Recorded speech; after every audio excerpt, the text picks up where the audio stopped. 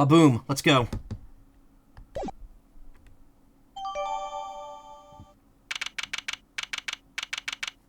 March 28th, 9:45 a.m. Hi, Prosecutor's office. Room 1202. How'd I forget that? This office was 4 digits. Looks different. It looks different from the previous game. Like, the art looks different. This is your score. You're only the 1 or 2 regulars who get it, but that's about it. Oh, right, you work at the Taco Bell. That's right. I'll get whatever, as long as it's not diet and has the fake sugar in it. I'm sorry, but, like, I need real sugar. So it is the next day now. Wow. Still can't believe what happened yesterday. It was terrible, the way those two treated you.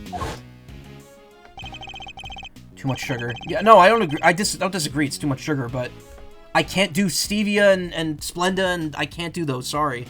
Aspartame, they're not good. You taste them, they taste different. Let's cut to the chase. I'm here to clean up your mess, Edgeworth. I'm reading that because that's literally... It's going to be a day later on YouTube for this. The committee hereby decrees that Prosecutor Edgeworth will be relieved of his duties. Replaced by Prosecutor Winner. Here ends the verdict. Judge Gavell and Mr. Winner certainly didn't mince their words. That's not what concerns me right now. I'm more worried about the committee's reasons for doing what they did, and what they might do next. I suspect it won't be good.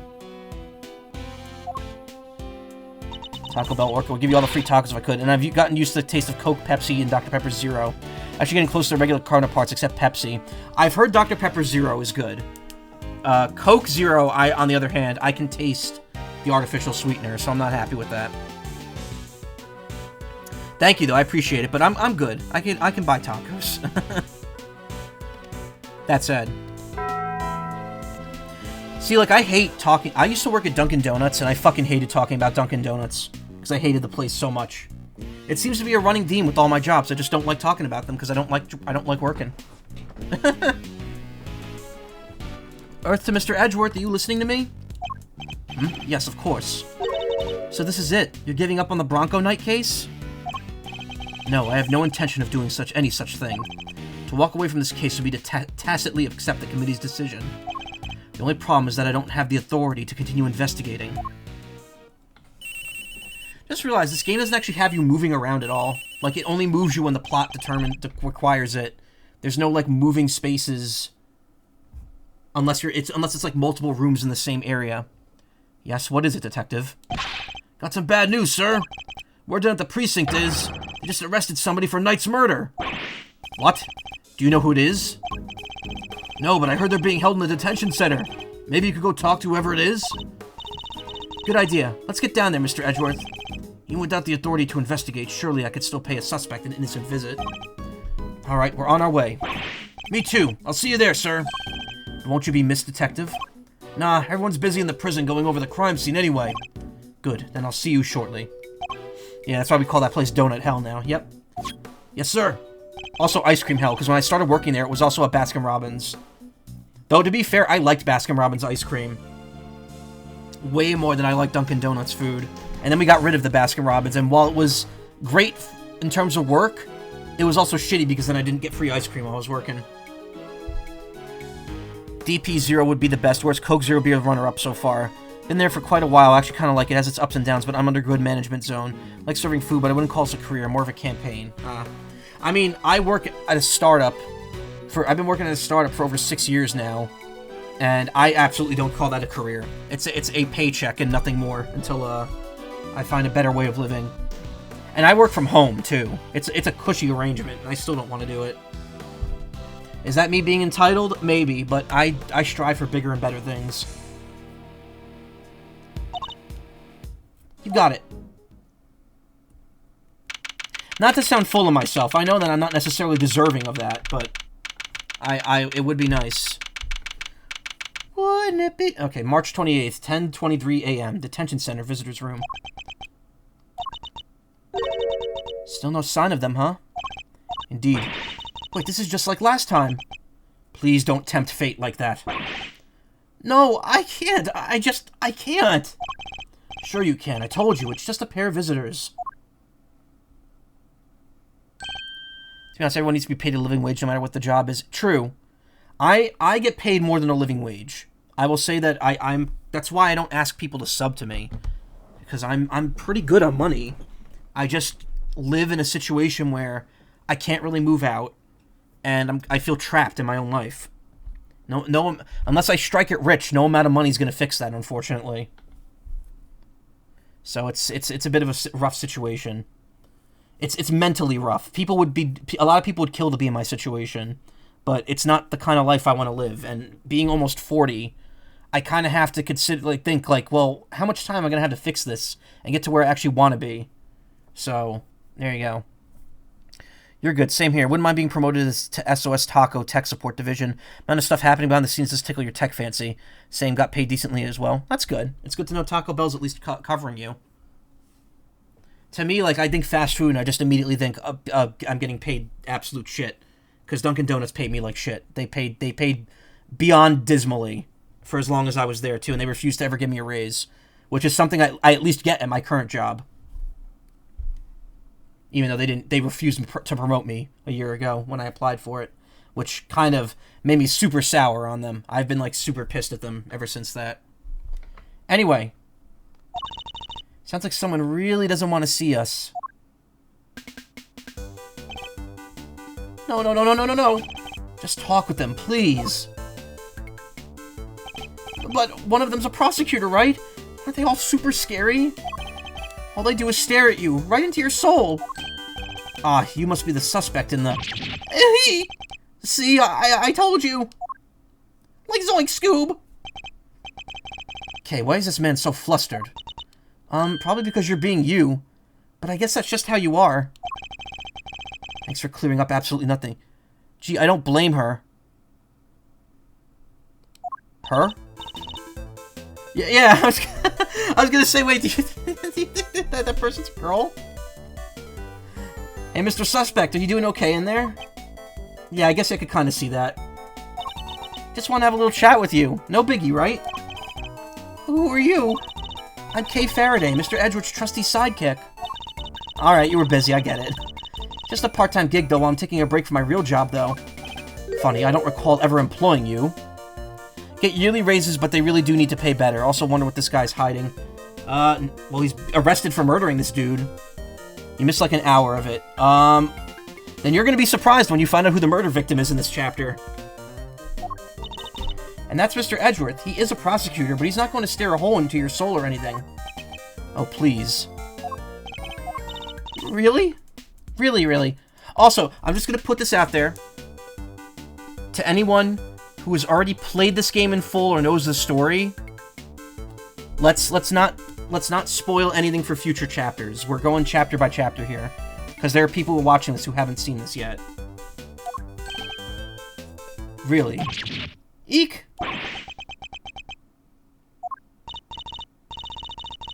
Anyway, can you first please tell us your name? It's Saint. Simeon Saint. Or is it Simeon? Simeon. It's supposed to be like monkey. His fan-translated name was Simon Keys, which sounded like the phrase shy monkeys. There's a reason. There's a reason for the monkey name, yeah. If I'm not mistaken, Simeon Saint is a real name of someone, too. It's an actual, historical figure, I believe. I'm not sure. Well, nice to meet you, Simeon.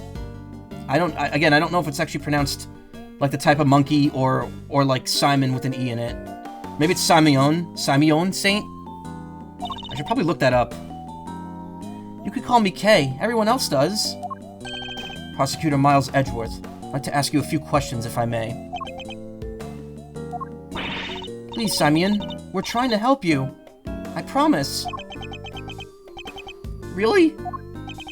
Thanks to Kay, it sounds like we may finally get some answers at least.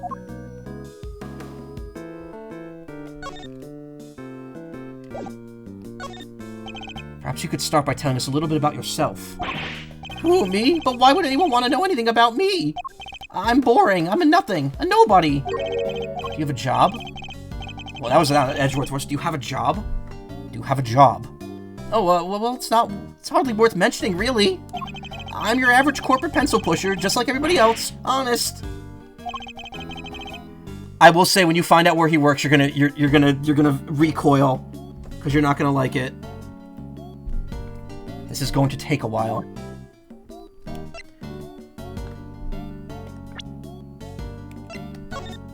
By the way, there's the victim. If you missed the first hour.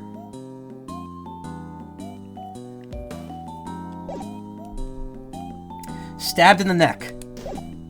Stabbed in the neck while in the prison. About you and Mr. Knight. Just when I thought we were making progress. Okay. So, Simeon, did you know Mr. Knight? Come on, you could tell me. Bronco? Yeah, I knew him. He was... We were friends. Interesting. I wonder if he knew Knight had been arrested. And, did you know Mr. Knight had been arrested? Yeah, I even came to visit him. Came to see Knight. Wonder when that would have been. And when was that, Simeon? It was the day before yesterday, around lunchtime. I came as soon as I got the call from the cops. The police called him. Why? How come the police called you? They said Bronco asked them to. That he needed a favor. A favor? Uh-huh. He wanted me to bring him his chess set. The pocket-sized one. So I went by his place and then I came here. Must have been close friends if he had a key to his place. A chess set. A chess set? Is it just me or is she getting better at stealing my thoughts? You do know everything you think is written all over your face, right, Mr. Edgeworth? Not a mind reader, just an expression reader. Amazing, right? Don't you just love having a sidekick as helpful as me? Humph. And have you read what my next move is going to be? Sure have. There's something you want to show Simeon. Indeed. Let's present it to him and see what he has to say about it. My attorney's badge, clearly. What? No, I can't. I couldn't. There's no way I could be a prosecutor, ever.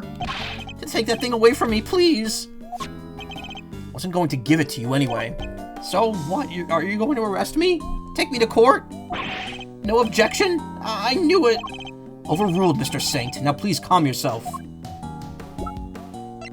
Oh, we didn't look at these profiles. Verity Gavel, age 26. Wow, she is young for a judge. A district court and member of the Committee for Prosecutorial Excellence, who also acts as its mouthpiece. Rookie prosecutor's taking over my cases on the committee's orders. He's only 17? How's that legal? I thought he was at least 18. He just wanted to hear you say the objection line. Also, regarding Gavel, I know we were complaining before about, like, her just going along with this, but she's the mouthpiece of the CPE, so she, you know, she kind of doesn't have a choice. If the CPE says to do something, she's got to do it. She's just very gung-ho, she's just very, very delightful about it. Simeon Saint, the suspect in this case, a timid young man who seems an unlikely murderer, age 24. Age 36. Oh yeah, I pulled that out before he's younger than me. Given how Franziska's like 18 is the greatest prosecutor in Germany, his attorney just says fuck you to age, I guess. The implication was that she was allowed to become a prosecutor early just because of her name recognition, which actually, you know what, now that I say that, never mind. This makes perfect sense. Hey, want to see your dead friend? Would you mind taking a look at this, Mr. Saint? Also, hey, Izzy. Eek! I didn't see nothing. I didn't hear nothing. Maybe I should hold off on showing this to him until after he's calmed down. Yeah, that's what he wants to see, alright? His dead friend splayed out in the ground, with blood coming out of his neck. So this chess set... Oh, that's the one I brought for Bronco! Well, that settles that, at least. Belonged to Knight and was requested and was brought to him at his request by Saint. We, found it next to Mr. Knight. He always did have a chessboard somewhere nearby. I'm not surprised he had it with him when he... Simeon, you and Mr. Knight, you were very close, weren't you? Yeah, we were best friends. At least, I thought we were. But I guess I was wrong about that. What do you mean? If I knew him so well, why was it such a shock for me to find out he had killed someone? It's not easy discovering that someone you're close to has committed a terrible crime. It's a very bitter pill to swallow indeed. How could it all end like this? I could never have imagined something so awful. Something's not right here, Mr. Edgeworth. Read his name is Simeon as a monkey. That's the reference in his name. His fan translated name was Simon Keys. There's just no way Simeon murdered Mr. Knight. Yes, he certainly doesn't seem to have an obvious motive. Then again, he wouldn't have been arrested for no reason either. Wonder what grounds they had for doing so. Okay, I'm happy again now. Why were you arrested, Mr. Saint? Just don't get it. Why won't he talk to me? I don't know. Honestly, I don't. Whoa, he answered you, Mr. Edgeworth. Guess he's not scared of you anymore. Thank goodness for small miracles. The cops burst into my house this morning out of nowhere. And before I knew it, I was here. These policemen, was there a prosecutor with them? Yes, some kid named DeWinner or something. Oh, they referenced the fan translation there. De best. He's DeWiener. The rookie. Thought as much. So did they interrogate you yet? What? I'm going to be interrogated? But by the cops? Well, yeah, I mean, you've been arrested. You're a suspect now. De hot dog. Oh my god. De wiener. No. All the detectives shout at me and threaten me and... Oh. There are always these hulking guys, right? Who get in your face and force you to... Detective Dick Gumshoe reporting for duty. Ah, see, I told you. Please don't hurt me. Please don't crush me with those huge arms. Hold me instead, please. Caress my head. That minor reference makes you really happy. No, please, I'm calling the cops. Wait, shit. Genuinely thought he was going to say huge thighs. Crush me between your thighs, killing me instantly. Trust me, I know a couple people that would say that about Gumshoe. Karma, for instance, who... God, I wish he was here right now. I wonder what he's doing. What's up with this guy, Mr. Edgeworth? Oh, nothing, detective. You're just being you. Guess it's just how you are. That's such a douche thing to say, Edgeworth. Like, you know Gumshoe had no control over any of that. I don't get it, sir. Look, Mr. Edgeworth, Simeon is clearly innocent. Because I say so. So there's got to be something we could do for him, isn't there? Mr. Saint. Yes? You were Mr. Knight's friend, and 2 days ago you came to visit him. You had nothing at all to do with his murder. Is my understanding correct? Yes, I didn't kill anybody. Very well, then I will choose to relieve you, and I will do all that I can to assist you. Huh? But why would you help a nobody like me? Let's just say that I may not be doing it solely for your sake. I have something of a personal interest in this case. That's right, it's payback time. We'll show those two whose investigation reigns supreme. Hoo-yeah, now we're cooking! Unfortunately, I still lack the authority to conduct said investigation. As such, my resources are rather limited, and I'll need to lean heavily on the ones I do have at hand. If only I knew a defense attorney who could take this case. Actually, wait a minute. There is someone. Someone I've faced for a long time. Someone I know and trust beyond all doubt. Where is that fedora-wearing asshole? Which means you, Mr. Saint, your information will be invaluable going forward. In other words, let's see if we can help one another out, shall we? Oh, I just thought of something. Why don't you just borrow an attorney's badge? Then you can represent our pal here. Now's not the time for jokes, Gummy. I mean, Mr. Edgeworth's a prosecutor. He couldn't defend anyone if his life depended on it. Are we all forgetting the end of the last game? Or the game 2 games ago? But I wasn't kidding. Just thought helping suspects, that's what a defense attorney does, you know? Sure, but we could do that too. Only thing that matters is that we find the real culprit in the end. So come on, let's get to work. Yes, ma'am. Haha, we're fucked.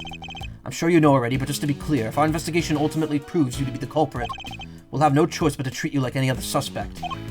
But you needn't worry. I believe you, or at least I've decided to try, for now. Just hold tight and try to believe in us in return. If nothing else, it might help you feel a little less alone. Now, if you'll excuse me.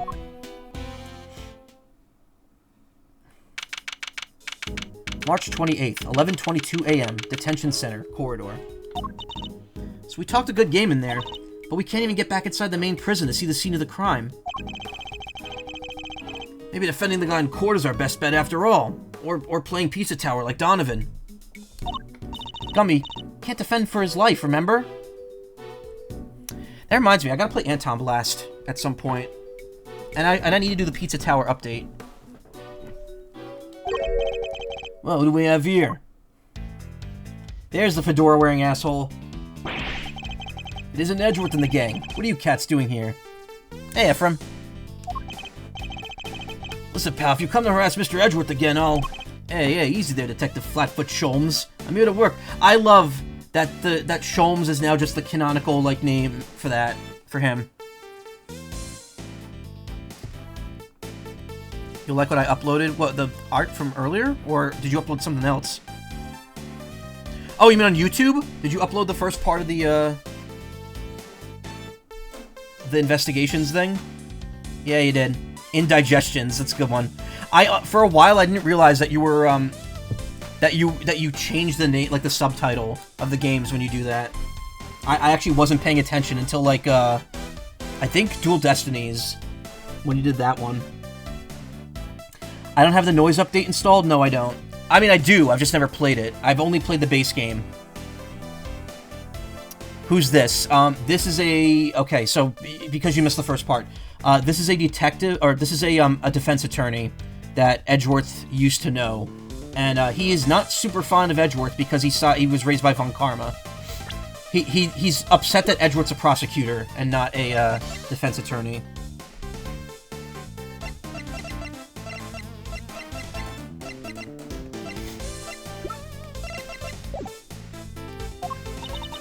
Work? What, you're here to defend somebody?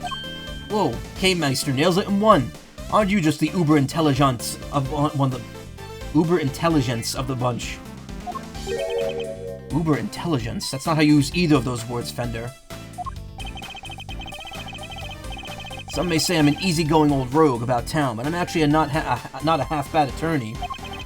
Which is why I've been summoned to the old jail Rooney for a meeting with a new client. Suspect is one Simony Sainsbury? I guess it is Simeon then. If he's saying Simony, it's Simeon Saint, not Simeon. You mean Simeon Saint? Whoa, that's freaky. You know more about my job than I do. Wait, Mr. Edgeworth, Mr. Fender's a defense attorney. Are you thinking what I'm thinking? Yes, let's call Mr. Wright in here immediately. He can help us with this case. I fear I might be. In fact, it could be our only option. No, you could ask Phoenix Wright to help you. He literally owes you a favor, so... Not so long ago, I found myself embroiled in another case that wasn't mine. I managed to worm my way into the crime scene by agreeing to be a certain someone's subordinate. Not an experience I ever wanted to repeat, but I fear I may have little choice. That was literally a week ago, Edgeworth. So I have to give it a go. Playing as a noise is like a whole other game. Also swap mode. I haven't done the Halloween update either. That sounds like there's a lot of content added to that game. I might have to make like a whole like chunk of time to play it. Mr. Fender, well, you say another word, I just gotta point out the fine print. Eddie Fender doesn't take on associates. Say it ain't so, I hear you protesting, but pompous prosecutors are a no-go. Especially those of the Von Karma variety. Should've known he wouldn't forgive me that easily. I understand why you wouldn't want to work with someone like me. What's more, I understand how you feel about all things Von Karma. But please, believe me when I say, I'm not the man I was back then. I'm no longer under my old mentor's spell. Better believe it, pal. Mr. Edgeworth's a changed man. Sure, he used to be the demon prosecutor.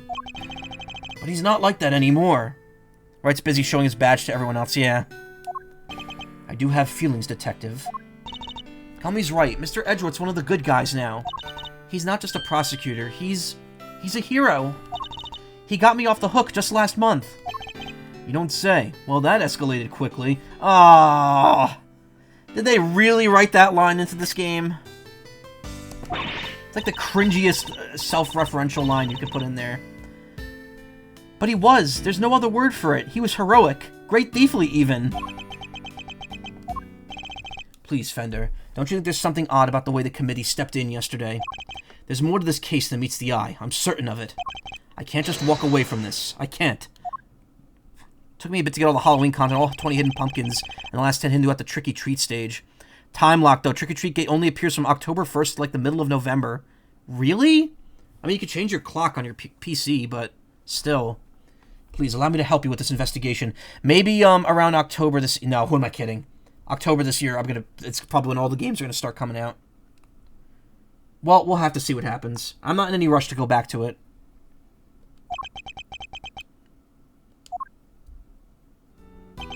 Sheesh. Bow from the great Miles Edgeworth. Never thought I'd see the day, but here we are. So enlighten me, if you will. What made the leopard change its spots? Well, I suppose I would have to say the courtroom itself. I've experienced so many things and met so many people there within its four walls, including some old friends who showed me a better way to be. I was gonna say, including that man. How could that not change a person? Well, I'll be. The old you would have never bared his soul like that. That was beautiful. You might have surprised even you-know-who, and you know how much that takes. Tell you what, here's what we're gonna do. We're gonna start again with a clean slate. So, this is me. Edgeworth & Company Law Offices.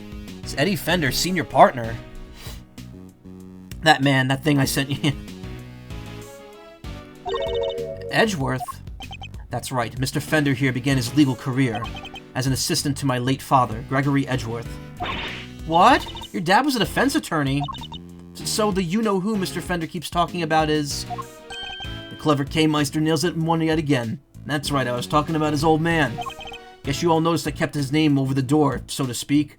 Least I could do for old Gregory, really. Listen, Edgeworth, Miles... I'm gonna level with you here. I don't trust you. Not fully, anyway. I can't just forget about all those years you spent licking Von Karma's boots, you know? Anyone can say they've changed. Gonna need you to prove it. Give me a hug. And besides, you know it's what Gregory would have wanted. Very well, I accept. Okay, then that's enough hardball for one day. Let's move on to the fun stuff. I hereby appoint you interim associate of Edgeworth & Co. Congrats, man. I'll try not to let you down. Well, doesn't this bring a tear to the eye? The prodigal son coming on board at his late father's firm. Permission to come on board too? Please, Mr. Fender. You don't even have to ask, kiddo. Welcome to the crew. Woohoo! Thanks, Captain. Unpaid intern, yeah. To be fair, Edgeworth's rich. He could do one day of work without getting paid for it. Alright, guess it's time to go to work. So, where to begin? Any bright ideas, Miles? Where were we when we were so rudely interrupted? Well, guess it's safe to say that probably wasn't the victim. Indeed. Sounds like more likely to have somebody... Sounds more likely to have been the person who found his body. Believe we need to speak to the person who found the body. That's what I was thinking, eager associate. We do indeed. Heh, still type and smile and nod, I see. That will certainly make my life easier, boss. Now that that's decided, let's get going. What about me? I'm a detective. I can't just hop on board as attorney's assistant like you guys. He has a point. Can't leave him adrift in all his own, now can I? Detective Gumshoe, I have a special assignment for you. You are to continue investigating the case under Mr. Winner. And if you happen to discover anything that seems useful, you're to notify me immediately. You're in a uniquely powerful position, Detective, and I'm going to need all the info you can pass our way. You can count on me, sir. I'm a real pro when it comes to letting things slip to the defense. Trust me, I know. But just this once, those loose lips of yours might be what saves our ship.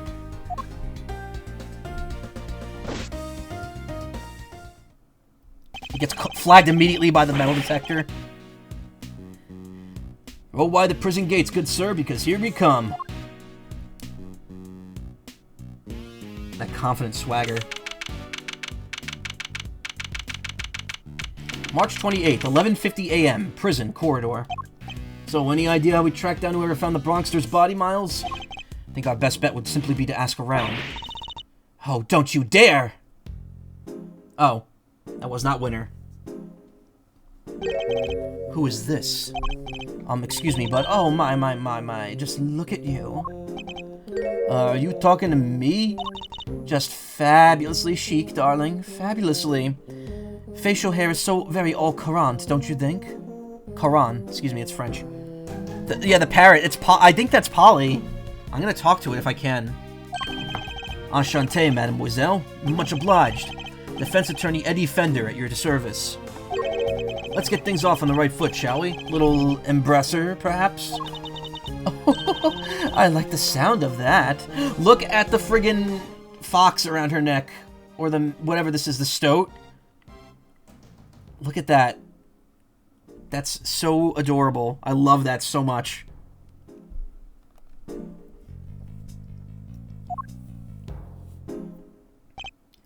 Wow! I forgot that that happens.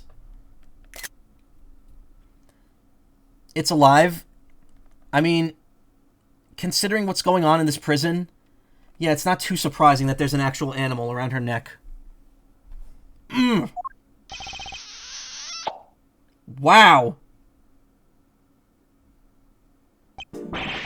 Right on the kisser.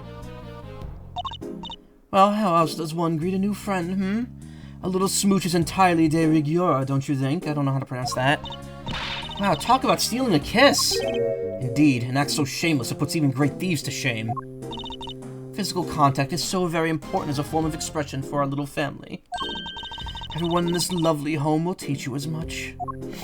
Hey, if everyone else is hip to that, I could be hip to that too, sure. The fox is alive. I think it's a... I don't know. I don't think that's a fox. Its body's too long. Is it like a stoat? Fifi Lagarde, by the way, warden of this charming abode. Her fan translated name was Patricia Rowland, which neither of these names are too hitting home too hard for me. Lagarde is an okay pun, but she's also the warden, so she's not really guarding anything. The guards would be guarding things.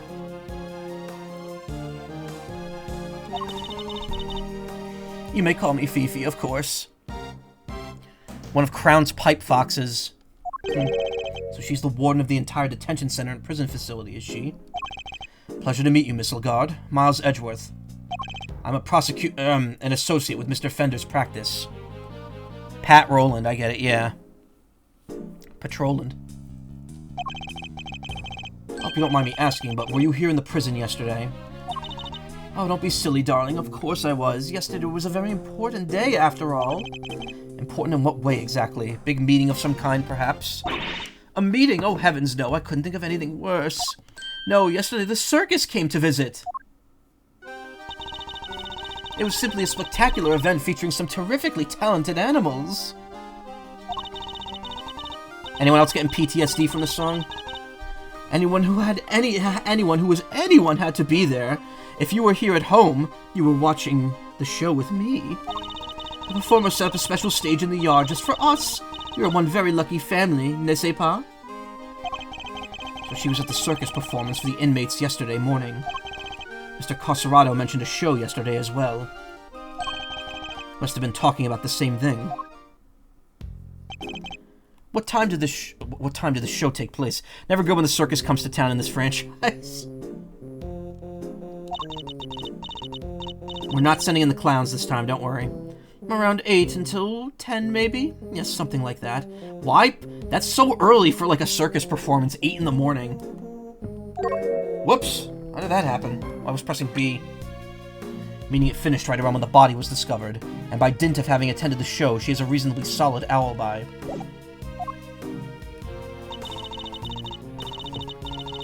Oh, would you look at the time? Sorry, darlings, but I must really dash. Feel free to explore our home, Mikasa, Sukasa, and all that. Ciao for now.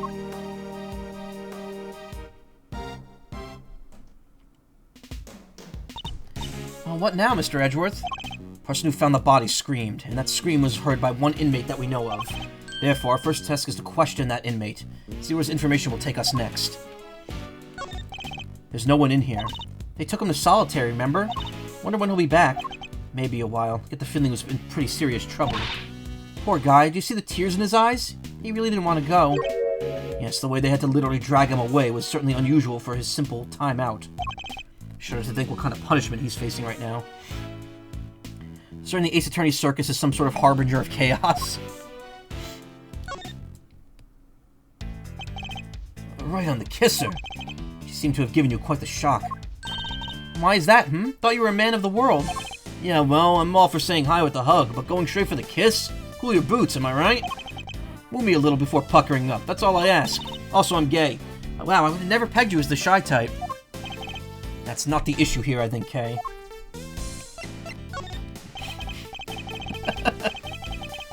Listen, Miles, I've been meaning to ask. Does that frown of yours ever turn upside down? The assistant with a permanent scowl on his face is bad for business, you know. Can I... Hold on.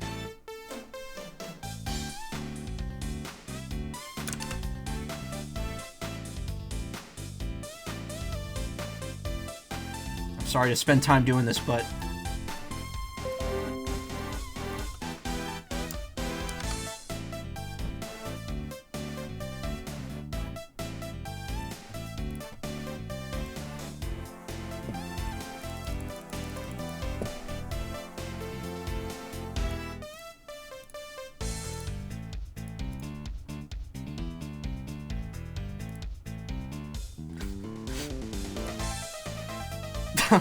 Yeah, this looks really dumb.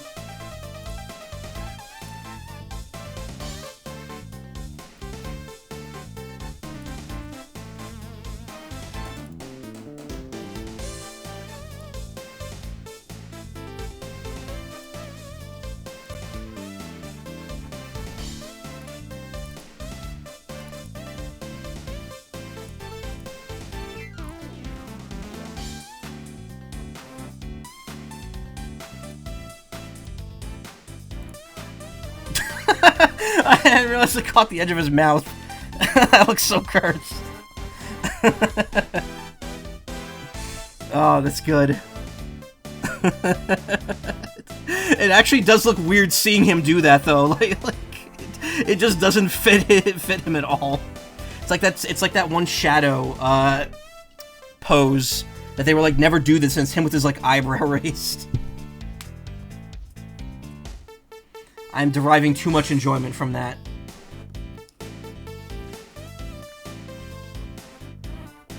The assistant with a permanent scowl on his face is bad for business, you know? I don't see any reason why an associate attorney needs to smile. And that's how you know you never worked in a private practice. It's all about building trust, man.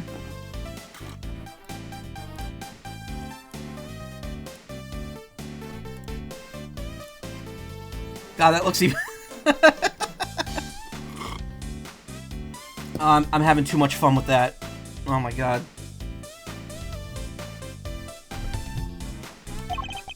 Gotta create rapport with your clients. A smile here, a wink there. Oh god, if I edited his face to also the wink. I'm gonna break the ice in the car to show you're legit. Oh, otherwise they'll never open. It's literally the backwards smile, yeah. It's weird because it like looks like believable, but it also just looks so out of character for him to smile like that. Like even if that was perfectly edited, that would still look wrong.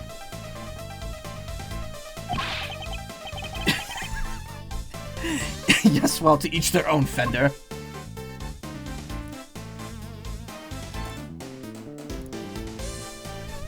Oh man, I gotta do that more often. Oh, for me, you shouldn't have. Oh, wait. Alright, we already read that. Now give it to Fender to shave his beard. And his mouth is way too big for that, though. I would have to stretch it out.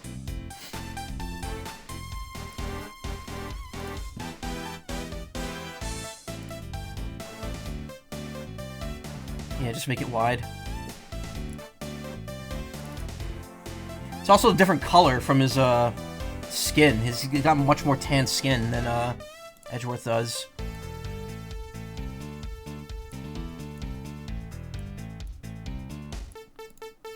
Gotta... horizontal. There we go.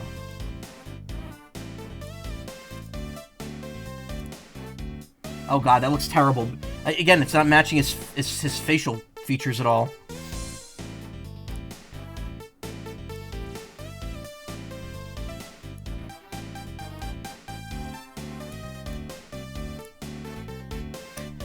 The fact that it's a rectangle doesn't help because his face is very not rectangular. that just looks stupid. You get the parrot one for no, come on.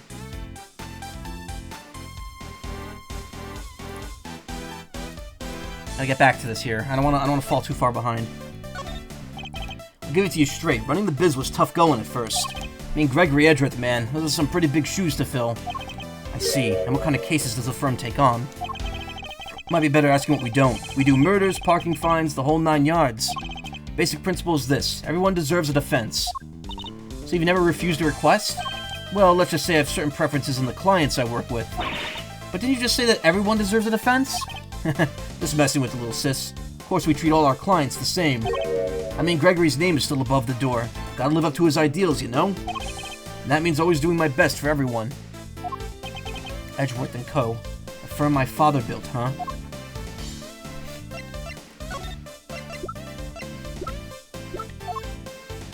Fifi Lagarde, age 37, warden of the prison, an animal lover who considers physical contact to be very important.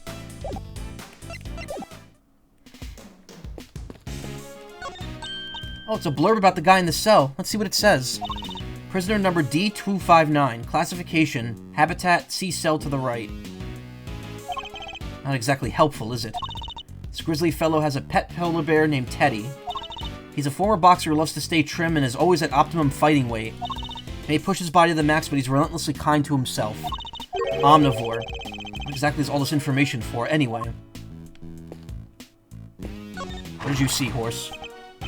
They even have ponies. This one's only big enough to carry a small child. Isn't this great, Mr. Edgeworth? It's like being at the zoo. Except it's the humans, not the animals, who live in captivity here. No one would mind if I took one home with me, would they? By home, you mean behind bars? Then no, I suppose not. I can't even observe the parrot. Really? Wait a minute. There's fish. Oh my god, this is Yanni Yogi's cell. Look, it's got like the diagram of the fish on the wall because he was the guy that rented out the boathouse. This is literally Yanni Yogi's cell. That sucks. It's weird that he's not here. Parrot's crimes are unspeakable.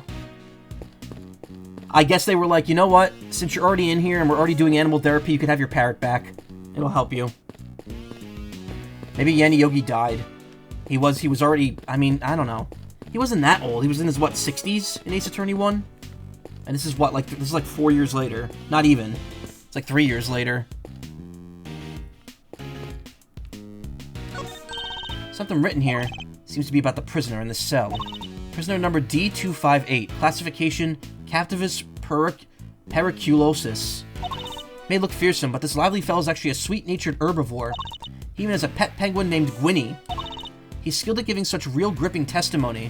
You'll swear you were there at the crime scene, too. The end. It's the kind of thing you might expect to read in a zoo, not a prison.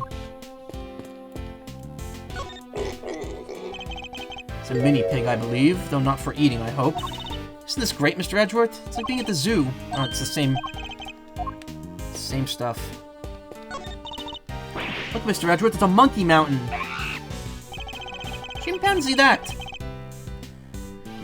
Not something I'd ever expected to see in a prison, I must say.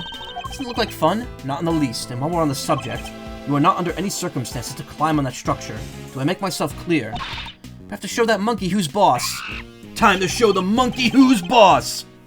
Please, Kay, you really don't. Got some serious monkey business going on here. This bench has seen better days. It's covered in rust. Yeah, only cats would dare take a nap on there. And maybe Gummy. Fear you may be right. You can see the crime scene in the window in this door. Mr. Edgeworth, you can't just shove your whole face in front of a window like that. You have to do it more sneaky-like. Steal a few good looks while keeping a lookout for your enemies. I'm not a criminal, Kay, so why should I have to behave like one? Yeesh. Just trying to teach you about my special sneak peek technique. Well, I have no need for any such technique, thank you very much. This is the door to one of the workshops. Why do they have workshops in a prison, anyway? They're for people to train in for when they return to life in the outside world. But a dead body was found in one of them, right? So then it's not really doing a good job of helping anyone return to life, is it? I suppose that's another reason why we should aim to clear up this mystery as soon as possible. This looks like the way to the prison yard. Sadly, the shutter is locked tight. Fino waits just on the other side, and a stoic lock and key twixt mine eyes and nose in the outdoor breeze. Such a cruel fate it is indeed. The more I think on it, the more it eats at me. And whose thoughts are you attempting to channel exactly with that soliloquy? Why is there a rabbit just... I nearly tripped over it. Isn't this great, Mr. Edgeworth? It's like being the same exact thing I said for the last 5 animals I looked at. Wonder where this door leads. I don't know about you, but I'm getting some real strong vibes coming from there. Maybe that's where they keep the super-duper dangerous prisoners. Certainly a real possibility. In which case we better turn back while we still can. Oh wait, I was only kidding, you know? I just noticed there's like ambient lighting on here. I wonder if that was like that in the DS version. Like look, when you get closer to the orange light here, Edgeworth accident actually glows. That's cool. I don't remember that being in the DS version. I would have noticed it. Wait, can I just change the graphics, can I? Oh, you can't change it from here, never mind. Pet the cat. I will talk to the cat, don't worry. You have a moment? I'd like to have a few questions I'd like to ask you. Oh, who's a good girl? You are. You're just perfect. She really is. She's beautiful. Ahem. Meow! He's finally noticed me, I think. I was wondering. What's her name? It's Waggy, ma'am. She's my little friend. Friend. Yes, right. As you were, then. I need her answers, not clawful puns.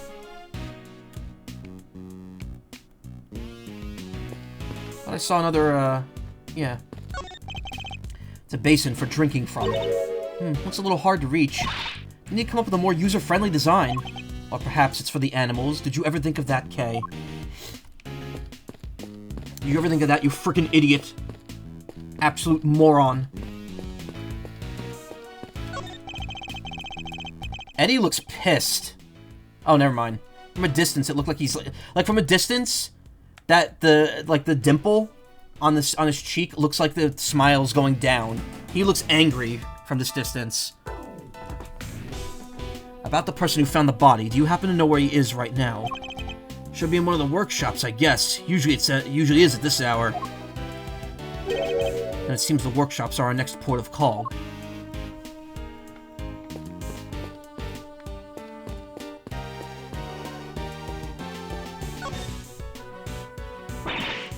Hello? Anybody in there? Nice try, kiddo, but this isn't a bathroom stall. Yo, you there! Can you help us out, my good man? Yes, sir. What can I do for you? Is somebody using this workshop right now? Yes, sir. One of the prisoners is in there. Just confirmed it myself during the noontime roll call. We'd like to speak with this prisoner, if that's all right. Sure. I'll go fetch him right now. Won't take a sec. If this is who I think it is, it's someone you would never expect. This is going to be someone you know.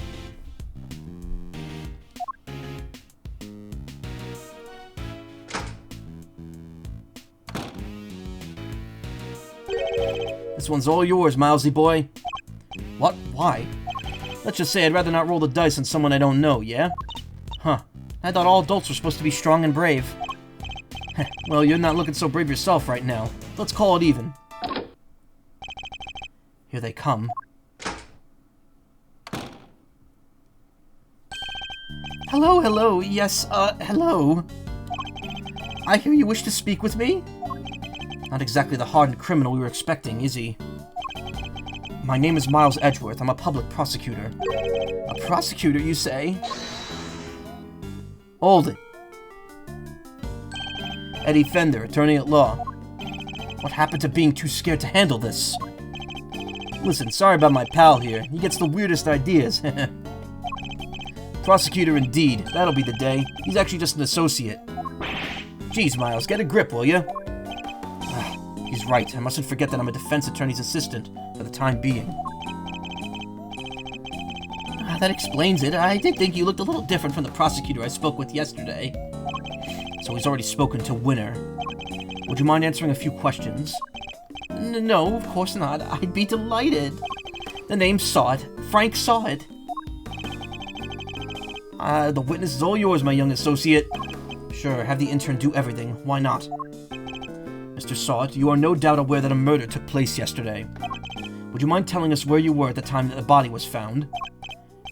Yes, I was in that workshop there, working as one might expect. What kind of work were you doing? Well, I'm actually retraining at the moment. I'm hoping to become a stylist, you see.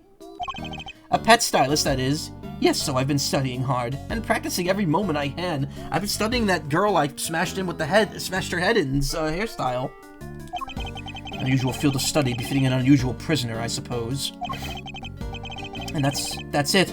I certainly didn't see anything. Interesting. Barely asked him anything at all, and he's already sweating bullets. So, yes, I'm afraid I won't be able to help you. Sorry. Hold it! No, I'm the one who's sorry, Mr. Sort. This interview has only just begun. I mean, even if you were to ask me, You know something, don't you? That's... He's definitely hiding something. I'll need to push him a little harder if I'm to get any of my answers.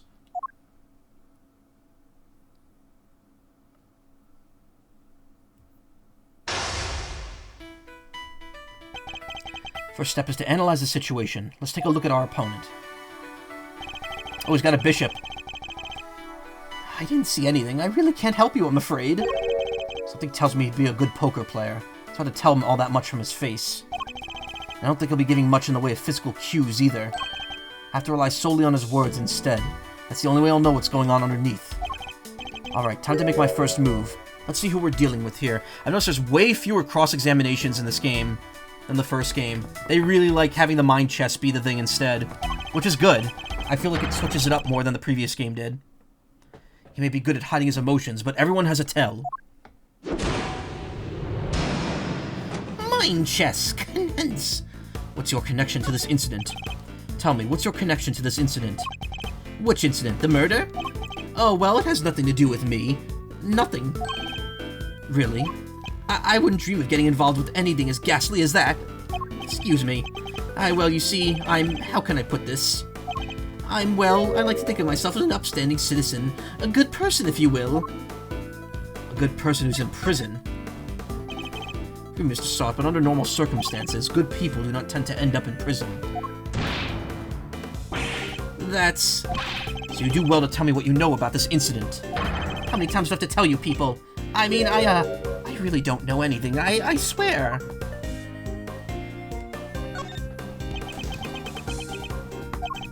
Sorry, I don't know what more to say, but I can't help you.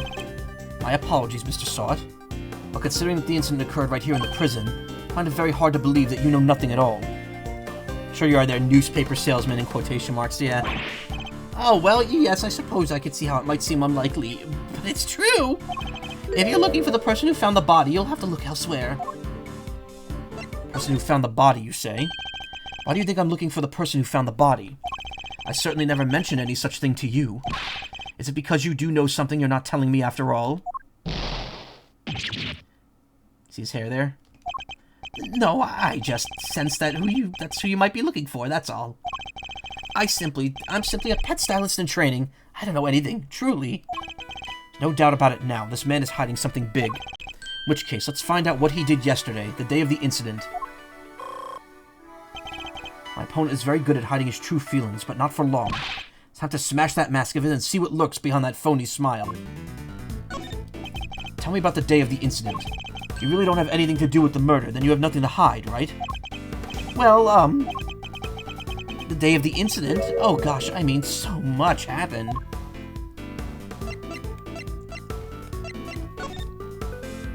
I want to know what you were doing, Mr. Sot, in detail. Did you find it at 1 or 4? Was there a blackout? I told you I'm a pet stylist in training. And that's what I was doing yesterday, trading. Specifically, I was giving the animals a trim. Didn't notice any commotion at the time of the incident. I'd imagine things were suddenly quite tumultuous around here. Well, commotion, you say? No, not really. Maybe I heard someone, but... You heard someone? Was this someone screaming by any chance? And don't try to tell me you don't remember. You continue to assert that you know nothing about the incident, Mr. Sot. But I'm afraid I don't believe a word of it. No, I thought I heard someone yelling, but I don't really remember. The fact that he heard a scream at the time of the murder may very well prove to be a useful clue. You do well to bear it in mind.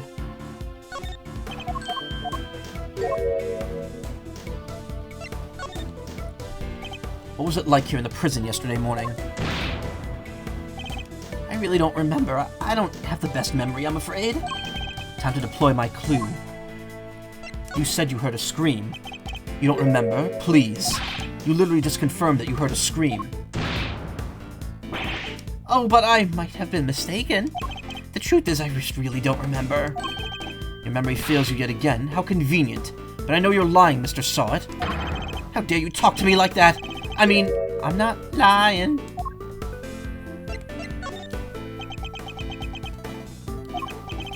Look, if you must know, when I'm working with the animals and I get into the zone, they're all I see. I to understand you have something of a talent for animal grooming, then. Well, my scissor technique could use a little work, but I'd say I'm quite good with the animals. They seem to like me. I'm especially good at calming them down when they get scared. Scared? And when exactly do they get scared? Surely it doesn't happen very often. Well, no, thankfully it doesn't. A scream would certainly frighten them.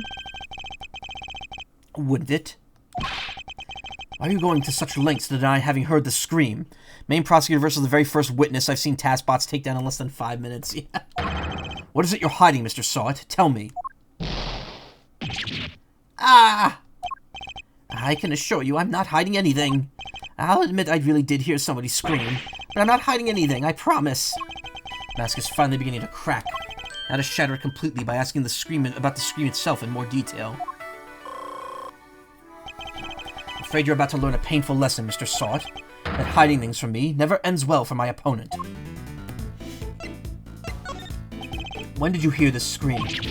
Oh, wait, now I remember. Forgot about the show. They put on a show for us prisoners around the time of the incident, you see. Yes, performing animals, if I remember rightly. That's where I was in the morning. So now we should claim you didn't hear a scream because you were at the show? You do realize that goes completely against everything you've told me so far. And what are you gonna do about it, huh?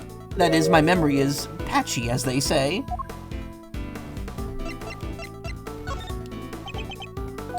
The animal show really had to be seen to be believed. It did it? Tell me, what kind of animals did you see? Let me think. Well?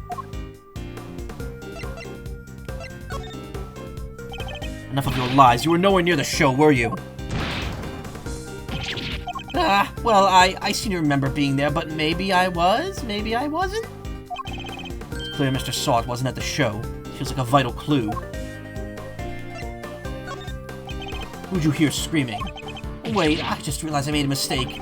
When the incident happened, I was out in the yard, yes. So I didn't hear anyone screaming. No one at all. Time to deploy my clue. How long were you planning to keep up the lies? I already know that you weren't at the show. Ah! The game's up, Mr. Sawit. It's high time you told me the truth. I demand to know about this scream, now. I can't tell you what I don't know. I didn't hear any scream, not from the person who found the body.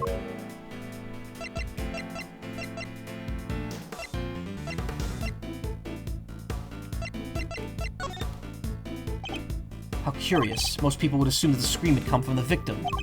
So then, why do you think it came from the person who found the body, I made a mistake, that's all. Now, Mr. Sawit, how did you know it was the person that had found the body who screamed?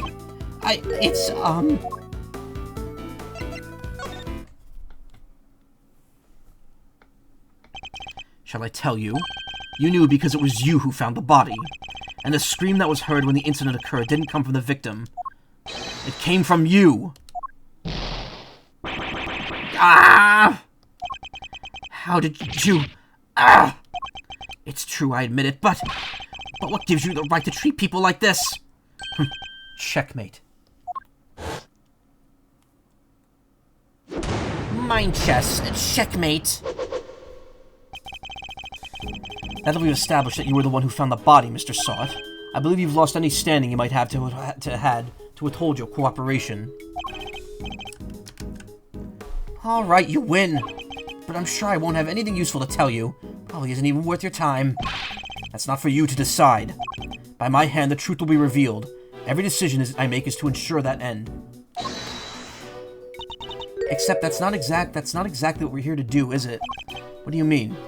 We're not trying to expose the truth, we're trying to save Simeon. That's what we do now, remember? We work to get our client out of trouble. Not as a prosecutor, but as a defense attorney's assistant. What the K-Meister said. You need to listen to the kid more, you know? Client has requested the services of Edgeworth and Company. And as your old man always said, your relationship with your client comes before anything else. So if you think Mr. Saint's well-being is taking a backseat to the quest for some quest for truth, well, let's just say I don't like to fire people, so I need you to fight against your instincts a little harder, yeah? This will take some getting used to. In any case, the importance of this man's testimony remains unchanged. Therefore, Mr. Sot, I'm asking once more, what happened when you found the body? Finding the corpse. I was in the workshop there by myself, practicing what I'd learned. I don't remember how, but I found myself in front of the door to the other workshop. I happened to peek into the little window, and then I saw him lying there, a man, not moving, dead! Can I point out that's exactly what he says about the girl he killed in the first game? I want to see if I can actually find that.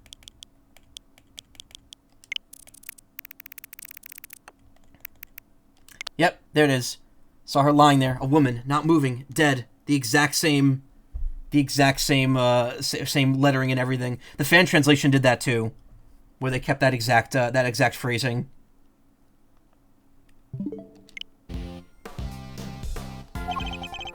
I quailed in fright and found myself screaming in sheer terror. Let me get this straight. The room you were in is next to the one where the corpse was found. Yes, that's right. I was in Workshop B. And you were there the whole day? Yes, from 7 a.m. roll call onwards. There are 3 roll calls a day, you see? 7 a.m., noon, and 9 p.m. Why like 5 hours for the first one and 9 hours for the second one? Shouldn't there be one in the middle of the day as well? I guess noon is the middle of the day. Shouldn't there be one in like the early afternoon? Like 5 p.m.? And they check who's in the workshop during roll call, correct? That's right. Nothing was reported to be amiss at 7 a.m., which means that Knight's body wasn't in the workshop yet at that point in time. Held 3 times a day, the victim's body had not been found at the time of the 7 a.m. roll call. Guess that means the murder took place after 7 a.m., which puts it right around the time the show was happening. Ah, yes, the show. I remember the other prisoners going to see it. And therefore, anybody who wasn't at the show has no alibi. Would that be a fair assessment, Mr. Sot? I guess so, but I only found the body, I swear. It's a clear contradiction in Mr. Sot's testimony. Rooting it out should be my first priority.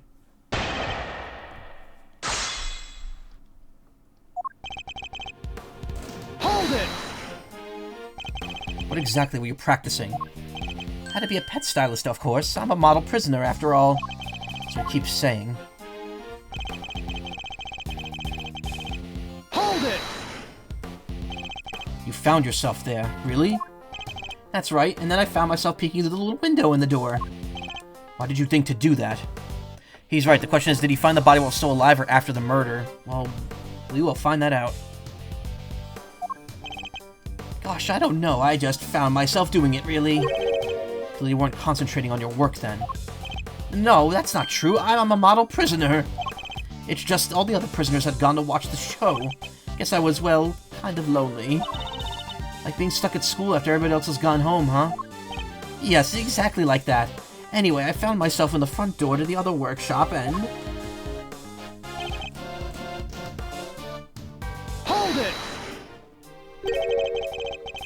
Does that mean you didn't get a good look inside? No, I couldn't. The window was not only small, but it has bars over it, you see.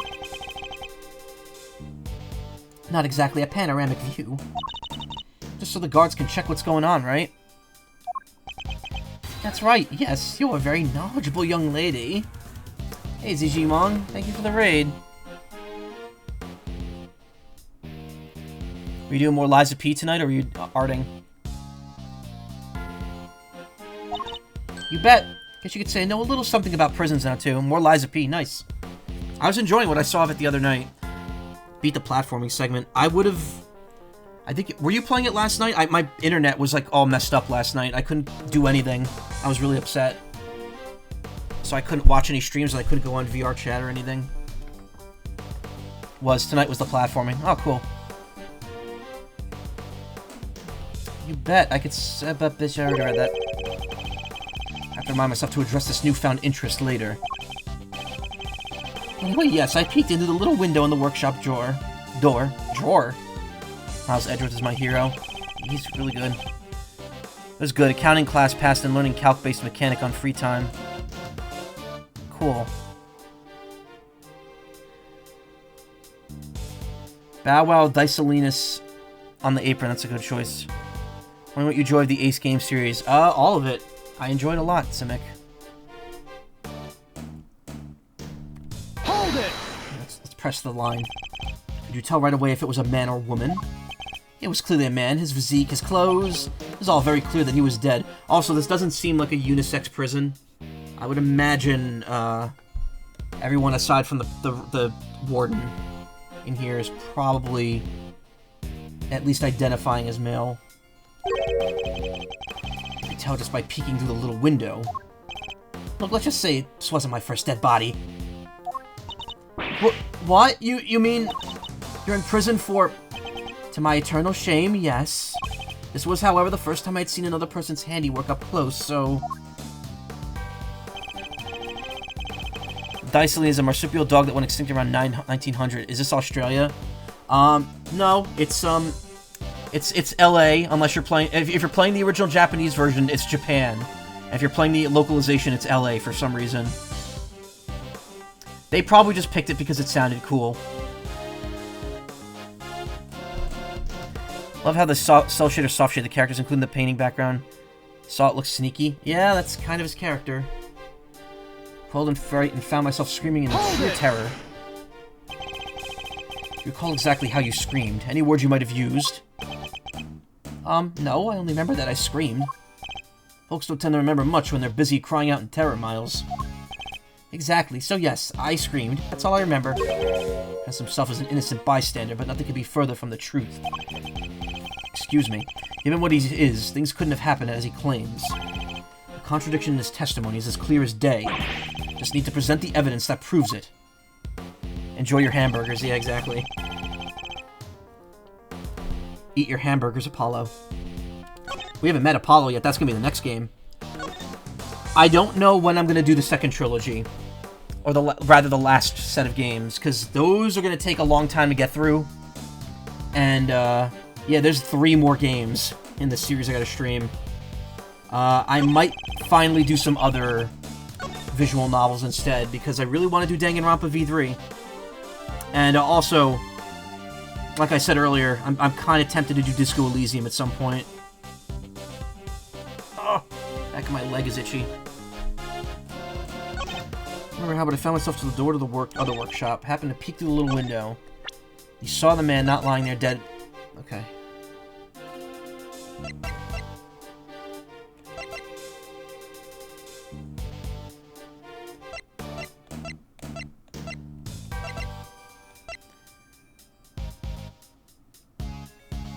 These weren't really covering him, though.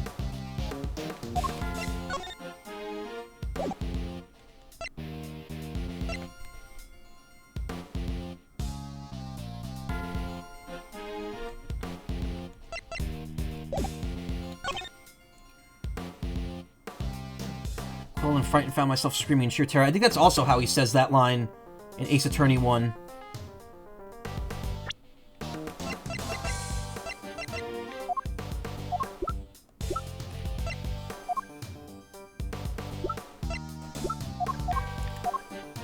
Wait. But if he was... Okay, wait.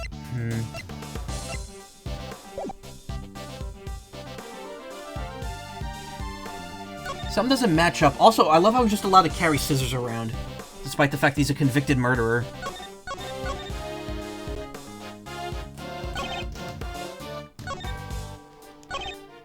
Myself in front of the door to the other workshop. Having to peek into the little window.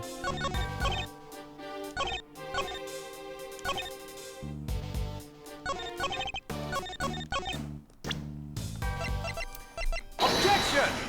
That wasn't right. If you'd be so good as to take a look at this piece of evidence, Mr. Sot. I see it, but I don't see its significance. Come now, it quite clearly contradicts your testimony. Does it? I don't think it does. Looks like I got it wrong. What's the matter, Mr. Edgeworth? This isn't like you. I was just sounding him out. Whoa, Edgeworth. You know you're into that. Oh, don't give me that. You could just say you were wrong, you know? But I wasn't wrong. I was mistaken.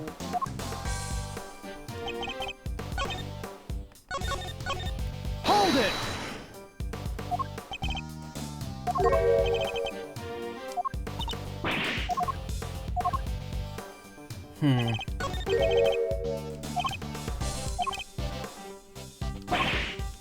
Wait, what's the contradiction here?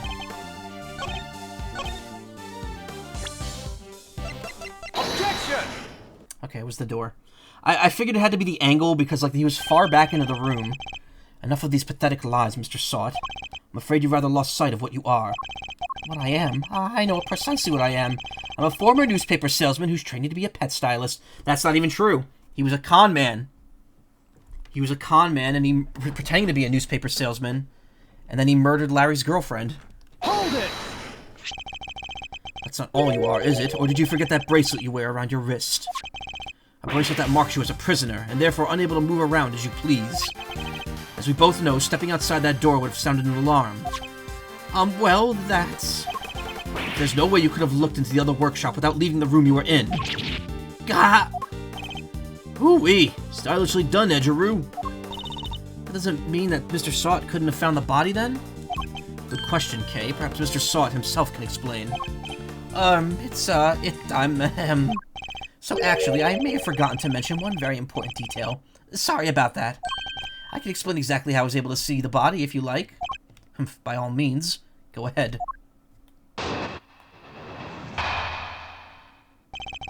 Finding the Corpse, Part 2. A little trick we prisoners know about, you see. As long as you leave your bracelet inside the door, you can lean out without ever triggering the alarm. That's how I was able to peek through the window and into the workshop next door. Inside, I spotted the victim's dead body, which made me scream in fright. So he's saying. He was able to take a look next door because he kept his arm inside Workshop B as he leaned out. Please don't tell anyone about our little trick, especially not the guards. Please? Is this it? Is this all he was hiding? Better dig a little deeper into his testimony just in case. I feel like you wouldn't be able to reach all the way over to door A from door B while keeping your arm in door B. Like, you see how much space there is between those two doors. Hold it! Tell me some more about this trick, Mr. Sot. Of course, it's quite simple, really. Said earlier that he was in front of door A. Yeah, but if he's talking about... he said, according to him, his arm... Not just near it. Yeah, I know.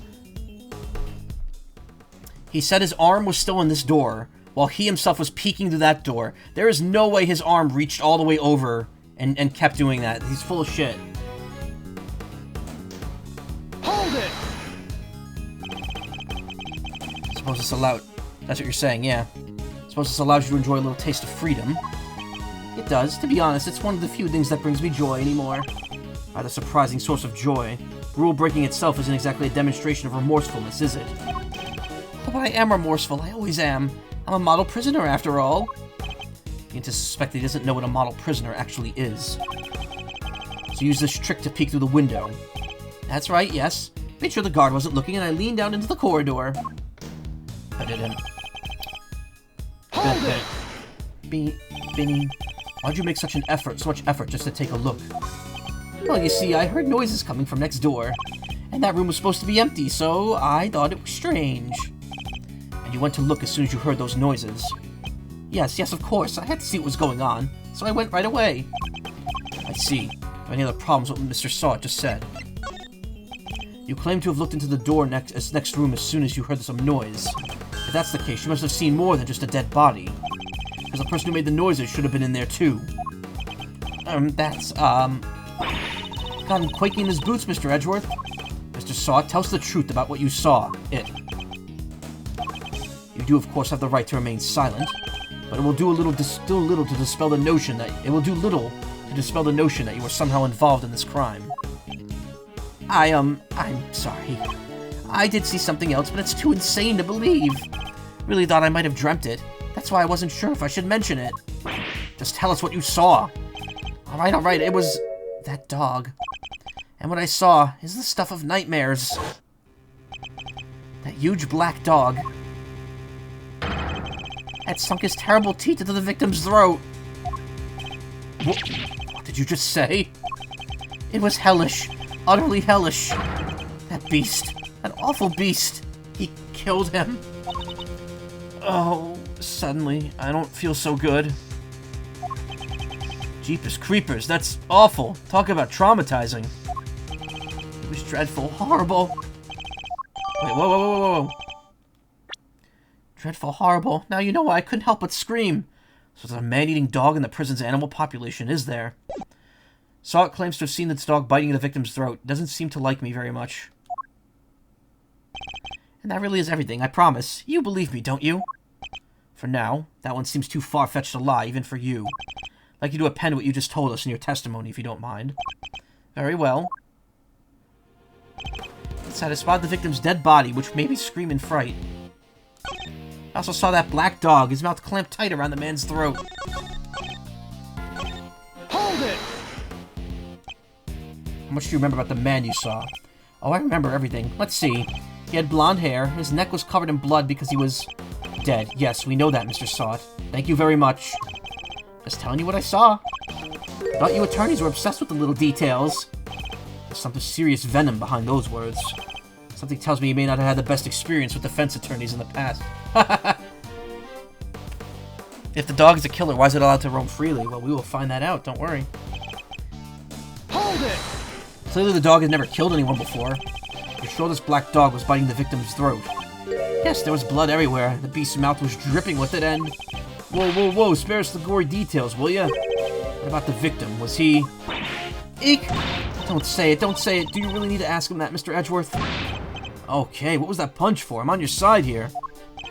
He wasn't moving at all. He was just lying there. Meaning he was already dead. Nani?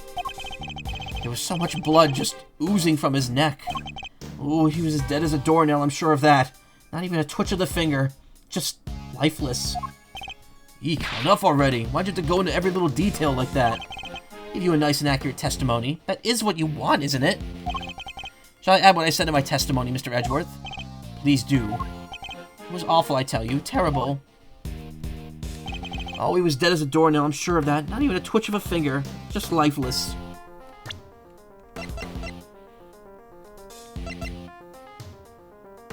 Objection! Nope, that wasn't the right choice.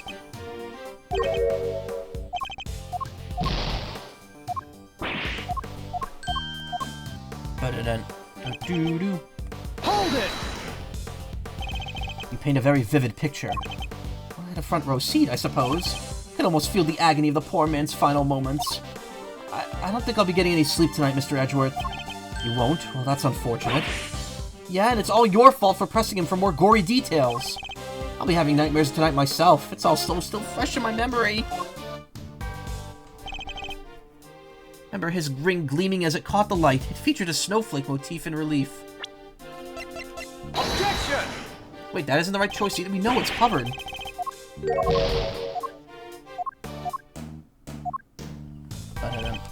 Hold it!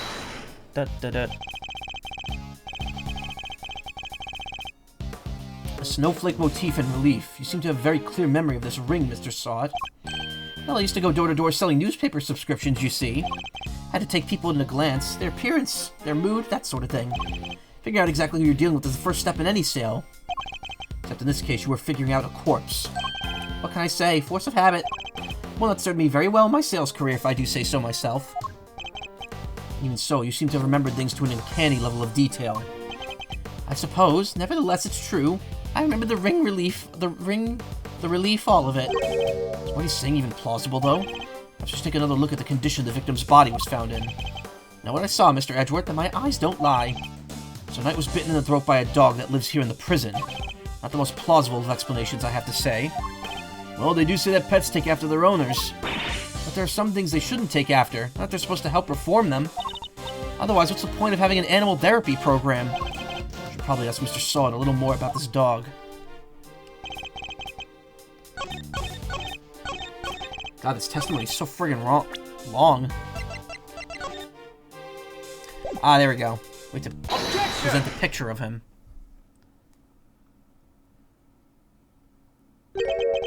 A ring with a snowflake relief. Yes, I saw it clear as day. It was carved in such fine detail. Interesting. Your testimony is certainly very accurate. In fact, I'd say it's just a little too accurate.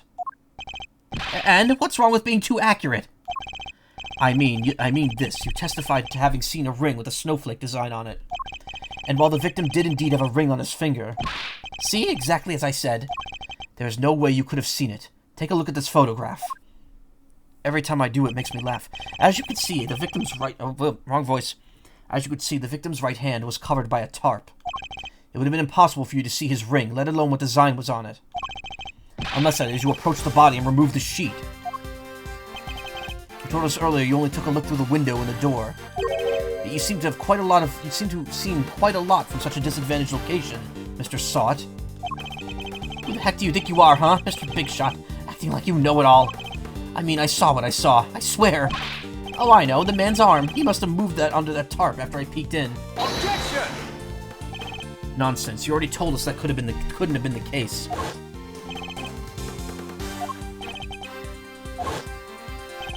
You said it yourself that the victim was already dead, and dead men don't move, do they?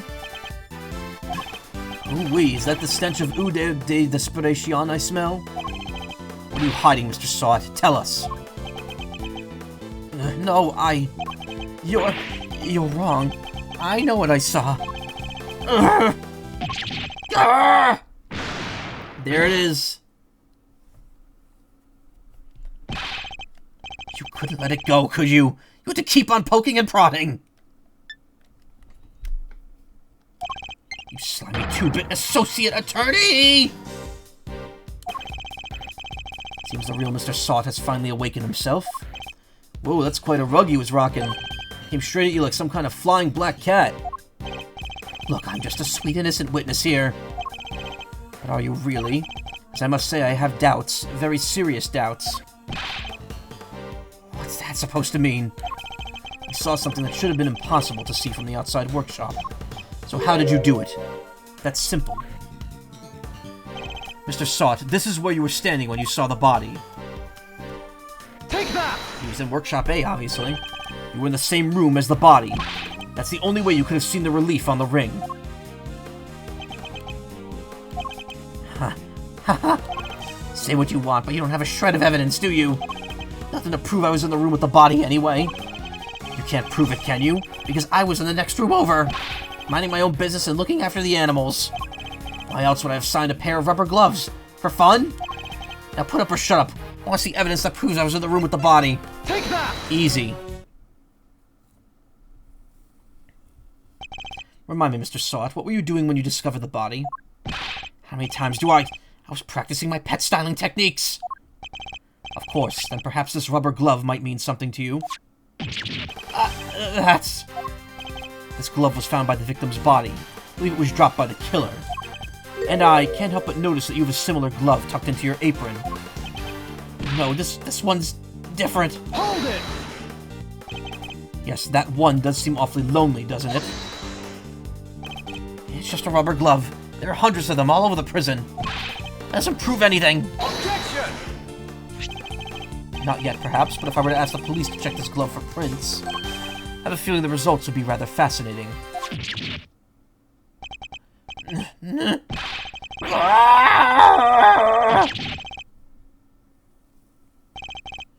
It's over. Objection! What the? That was a pretty rad objection, am I right? Please, Fender, now's not the time for tomfoolery. But I have a legit objection, because this isn't over. There's something that still doesn't make sense. Our man here's a prisoner, right? He's got one of those bracelet doohickeys on. That's true, so how could he have left his workshop in the first place? His bracelet would have triggered the alarm if he tried. Right, we don't have a good explanation for that yet. Well, anything we could share, good buddy? We're all friends here.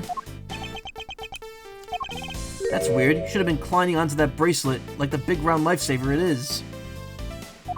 Bender does have a good objection sound clip. Yeah, he does. In what way? As in, it's the best hope of our wig-fligging friend here has for getting off the hook for murder. Sorry, I can't get into the crime scene without a bracelet on. If it was me, I'd be arguing that for my life. And then he hasn't said a peep about it. Wonder why that might be, Sound of silence. Suppose Miss Law Priestess did preach that silence is golden yesterday, too. Whoa, you sounded like an actual attorney there for a second, Mr. Fender. The worst of times are when lawyers calmly show our biggest smiles. Gregory taught me that. It's part of the attorney's code he lived by. It's like the same code that Diego Armando did. They must have known each other. Or rather, Armando must have looked up to Edgeworth, because Gregory was already dead at that point. What am I saying? So, friend, what's the dealio? Why so coy about your bracelet? Well, to tell you the truth, it's broken.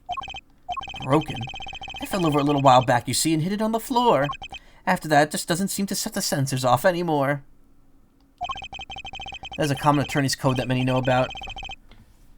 Yeah, but it's probably just Gregory coming up with that. Should have told the guards about it, I know, but, well, it was awfully convenient. I see, so your bracelet is broken. But do they really break that easily? If so, then this prison has a serious security problem. You there, could we have a moment? Oh, aren't you Mew just the cutest? Ahem. Meow, how can I help you, sir? This prisoner's bracelet appears to be broken. What, really? That's not good. I'll get someone to find a replacement right away. Thank you. We'll keep a hold of the broken one for the time being. Mr. Sot's bracelet. Sot's bracelet wasn't working at the time of the incident and could not be detected by the sensors. Of course, sir. I'll trust you'll take good care of it. Why would the guard just let him have that? Sweet. Bracelet sorted. Now, to turn our murderer in, yeah? What? No, I didn't kill anybody. Whoa there, Palio. You were the one who said your bracelet was out of commission. Or were the other inmates freely roaming the halls while everybody was busy watching the show? No, I just found the body, that's all, I promise. And when I did, the enormous dog still had its mouth wrapped around the poor man's neck. I only went into the workshop after the beast had already left. And why did you go in? Well, oh fine, I wanted to go to his pockets, okay? He was going to rob the corpse. That explains why he remembers Knight's ring in so much detail. Hey, why are you looking at me like that? I'm a great thief. I never stooped so low as to steal from a... Well, I didn't steal anything either. The show ended just after I entered the room, and all the other inmates came trickling downstairs thereafter. I panicked, rushed back to the other workshop, and started my fake screaming. And dropped the glove in your haste, huh? Used by Sot when he was doing his animal-style training, stained with blood and mud. Guess this is all just about hangs together. Anything smell funky to you, Miles? Other than whether Mr. Sot is the one who did it, I'd say one very significant question still remains. The question of how Knight made it into the prison proper from his holding cell in the detention center. Bracelet's exterior seems undamaged. Yeah, it's probably just all internals. Just like a Bluetooth earbud. Ooh, yeah, and that one's a doozy. Also can't help but wonder another key feature of Mr. Sot's testimony.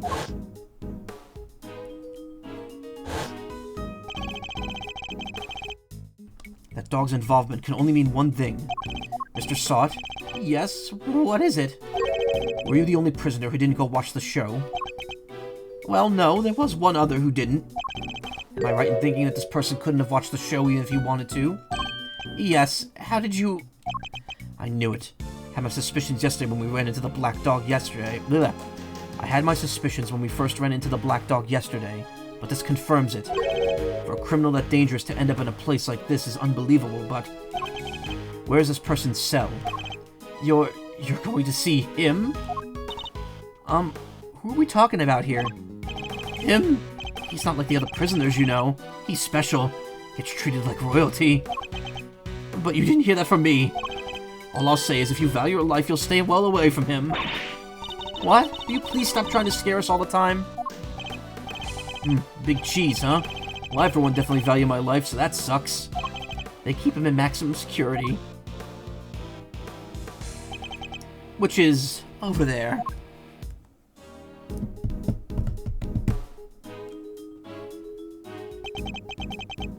Maximum security.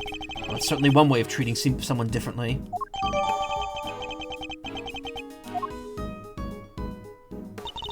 Alright, quit being so mysterious and tell us who he is already. Let's just say he's highly skilled when it comes to people's lives. Better than anyone, in fact. And, that's all I'm prepared to say on the subject. In fact, I may have already said too much. Well, Mozzie, anything you care to share? Or are you going to leave Kay and I in the dark here, too? The mystery man in maximum security is an old acquaintance. Let's go pay him a visit. I suspect we'll find our dark canine friend there, too. Hey, Racket! Thank you for the follow. What's wrong with my alerts? Why are my Twitch alerts not updating? Uh-oh, wait a minute. Did Twitch break again? Uh-oh.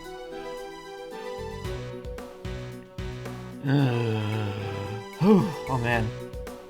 There we go. Twith. Is that an official... Oh, it's a global emote, Twith. That's funny. I actually like that. Yeah, for some reason, the chat's fine. For some reason, the activity feed... Whoa, whoa, whoa, whoa, whoa, whoa. Good lord. Thank you, Racket. You didn't have to do that, but thank you so much.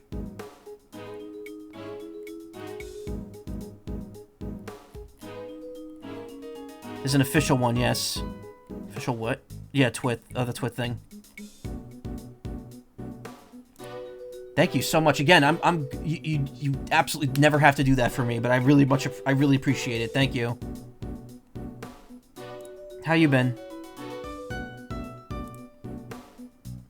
Twit emote, yeah. I'm aware.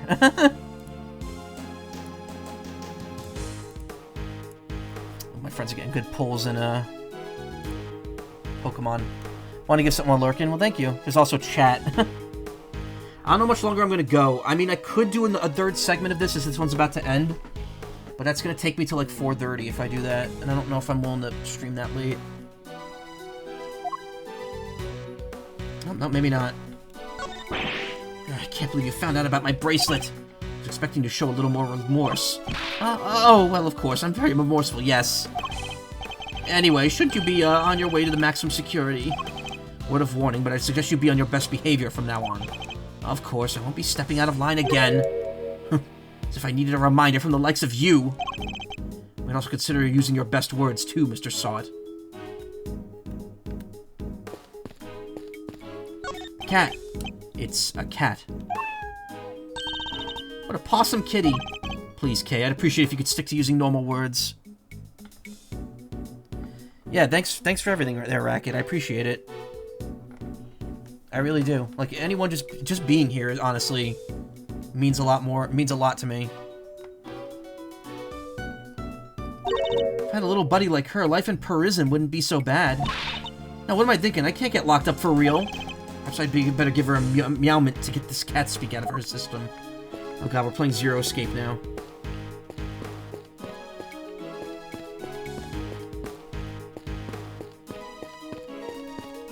I'm sad you can't examine over here. That's sad. Hey, you there. Is it true? Is what true? The broken bracelet thing. Because I want one too, you hear? You break rules even now, even from behind bars? No, it ain't like that. Just want to hang out with the animals is all. It's not a crime to be an animal lover, you know, Mr. Edgeworth. Yeah, meanwhile, he was the first one to say that he would murder me if he got out of his cell right now, so... Now we need Mr. Heard It and Mr. Did It. Well, Phoenix calls him Mr. Did It in the first game, when he exposes him.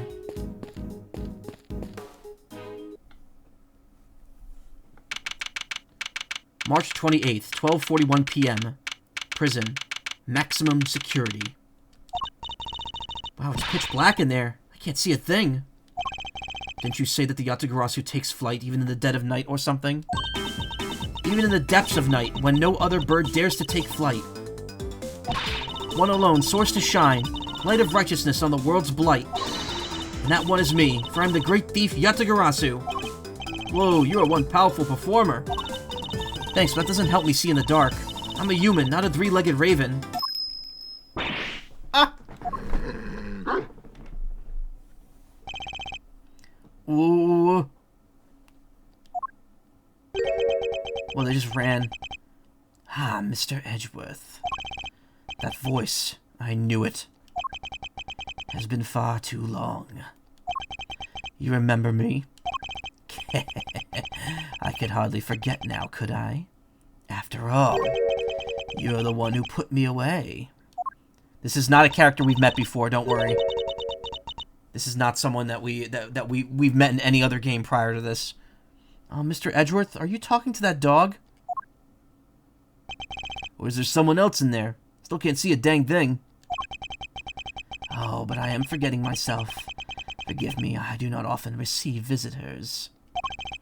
One moment, I'll turn on the lights. Look at that cell. B-055, because he's the boss. You are a heavy-footed lot. Am I right in thinking there are 3 of you? Very well. Perhaps we should start by introducing ourselves. I am Bodhid Harmer Canis. Whoa, what happened to my voice there?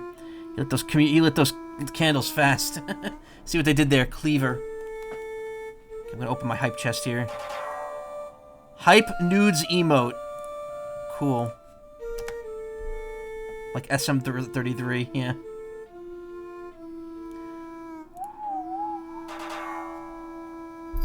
Bodhid Harmer Canis. So someone's been working at the library, or he needs to get that checked out by the prison doc.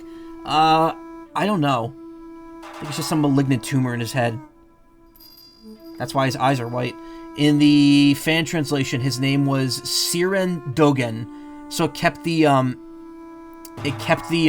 canine-based last name. And if I'm not mistaken, Bodhid Harmer is actually a real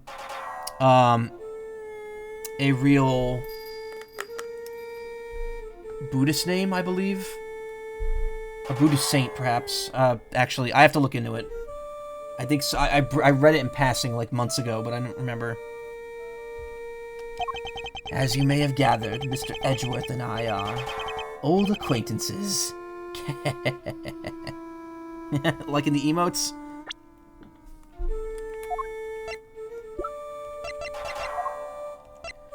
Frank Saw at age 47, prisoner, trainee pet stylist who first discovered the body. His security bracelet is broken. Look at his friggin' shoulders. Canis was a notorious assassin. Some knew him as the Blind Butcher. His only weapons were a vicious hunting hound and a fearsomely sharp knife.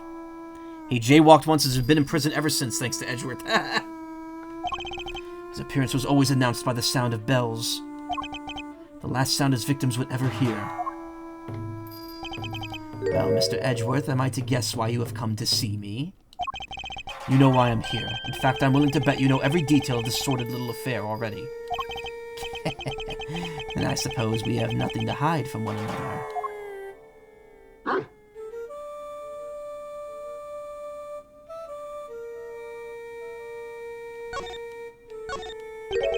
Very well. You wish to water the flowers of the earth with the blood of your veins. What a noble request. I will gladly see to its fulfillment. I'll thank you to not ascribe such a morbid meaning to the proof of my It's a tongue twister. I'll thank you not to ascribe such a morbid meaning to the proof of my profession. I'd like to ask you about this, if I may. Ask me of killing Mr. Edgeworth, and you will not have more success. And you will have more success. Or is this a hint, perhaps? A clue as to who you wish me to eliminate? No, it isn't, and you know it. I'd like to ask you a few questions about your dog. You can ask him yourself if you wish. This is ridiculous. I can't cross-examine a dog. That's also an Edgeworth thing to do, yeah. Not that he can understand you, of course. Perhaps I should have mentioned that. Isn't he a silly man, Helmut? I don't remember what his fan-translated name was, but Helmut... I don't know. I'm actually gonna look that up, because I'm curious. I'm guessing that it was something similar.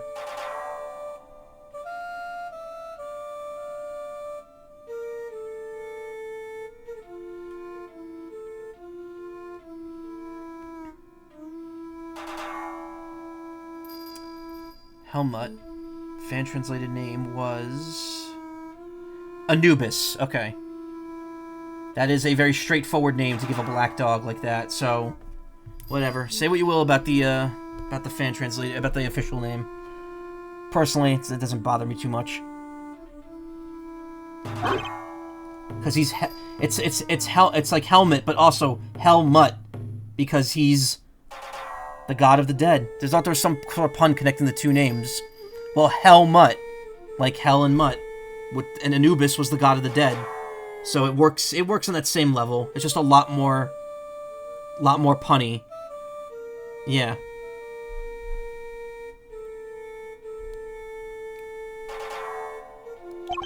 They seem to understand each other well enough, though I suppose it would be rather sad if they actually didn't.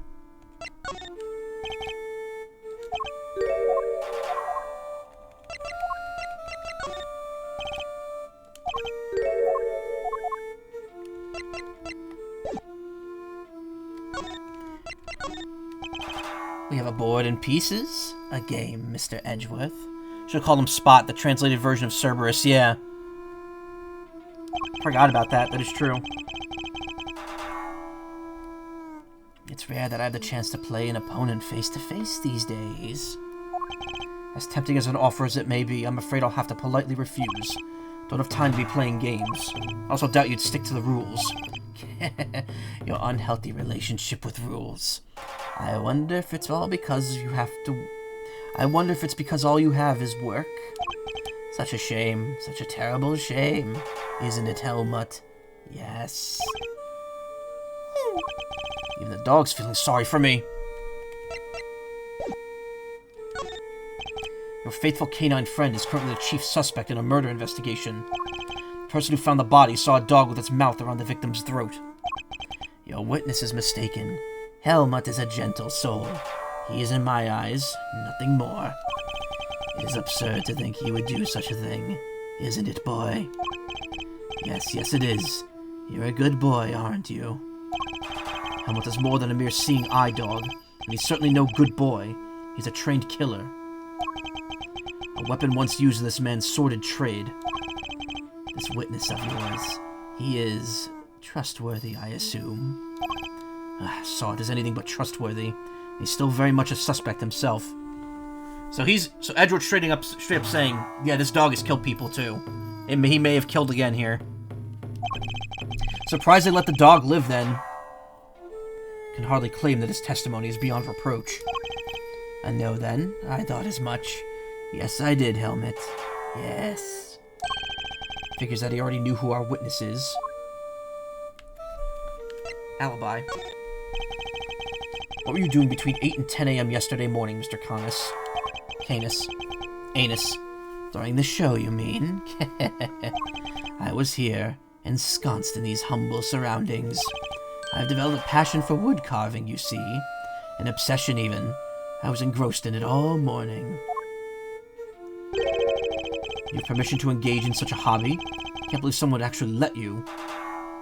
Looks like Cerberus is most likely a sheepdog, considering what dog species were around in ancient Greece, and which ones were most likely to have spotted fur patterns. Really?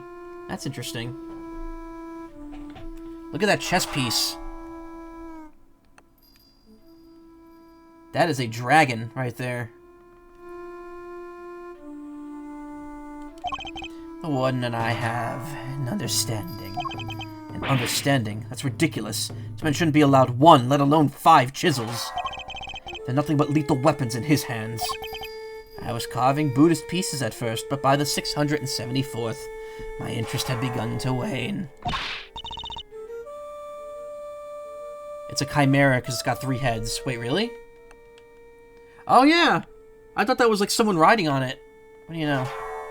Whoa, that must have taken forever. Time is all I have, child. In any case, my focus has now shifted to pieces, such as these. Didn't know you played chess. You play too, do you not, Prosecutor? Perhaps one day you might indulge me.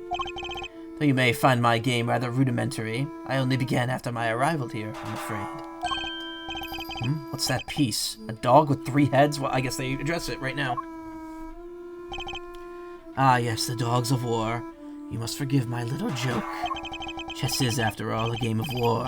Soldiers, knights, castles, all doing their utmost to protect the king. All loyal to the last. I have always thought it strange that such a game has no place for a dog. After all, what more loyal weapon can an army call upon? Still, it's simply a piece I made for fun. Fear not, I play by the regular rules and with regular pieces. Can't imagine it's easy finding opponents to play here in prison, though. Oh, I have my correspondence. Correspondence chess, then, sharing moves by post. Yes, even prisoners are allowed to send and receive letters. Their contents are inspected, of course. Although I've yet to receive the details of my current opponent's next move.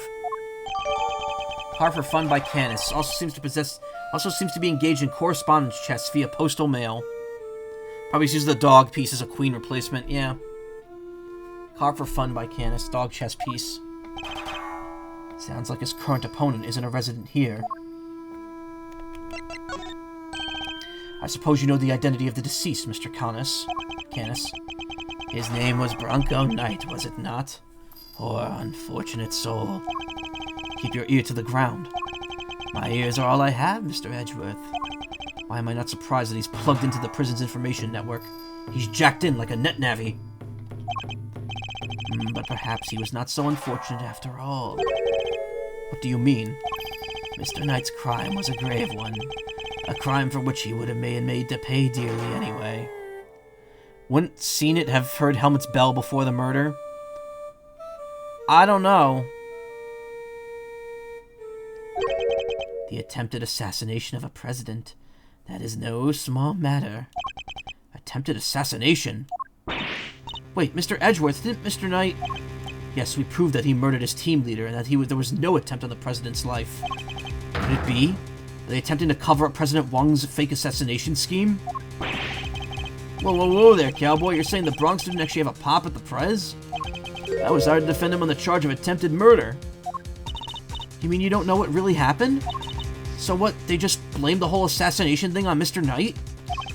Would explain why the committee was so keen to get involved. Of course, they took you off the case to try to keep you away. And swapped in that wiener kid to push through an attempted murder charge. In other words, they're trying to cover up the truth. So they really were trying to frame him. According to the guards, this night, was it? They tell me he was violently insistent that he he attempted no assassination. Which would have come out anyway when the case went to trial. And I am no expert in legal matters, but allow me to say this one thing.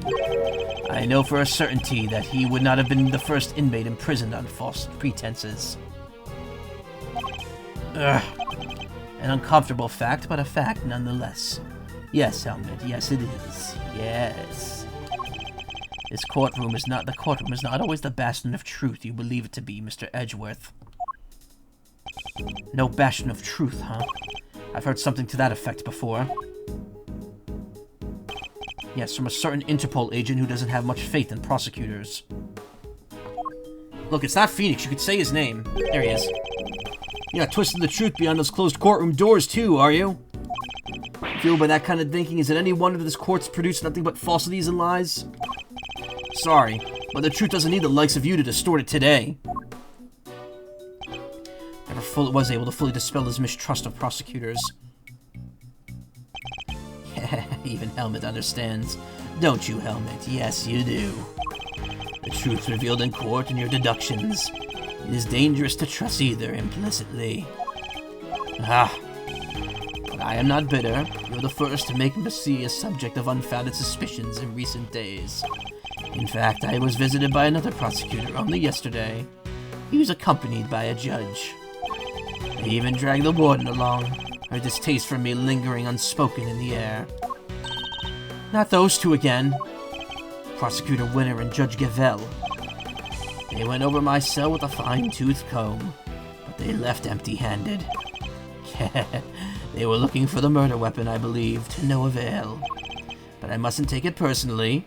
Rumor has it that they searched every cell in the prison, and still failed to find what they were looking for. Pray they weren't too disappointed.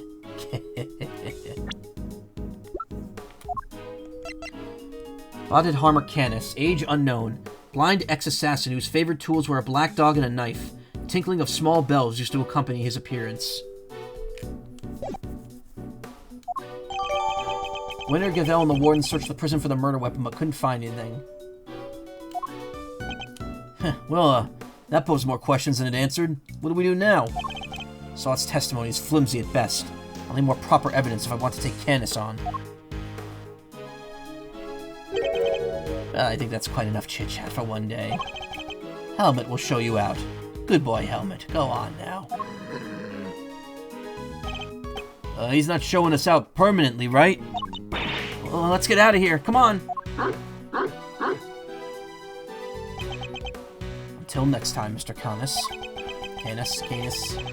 It does pain me that our brief time must end, just as we were becoming reacquainted. I await your return, Mr. Edgeworth.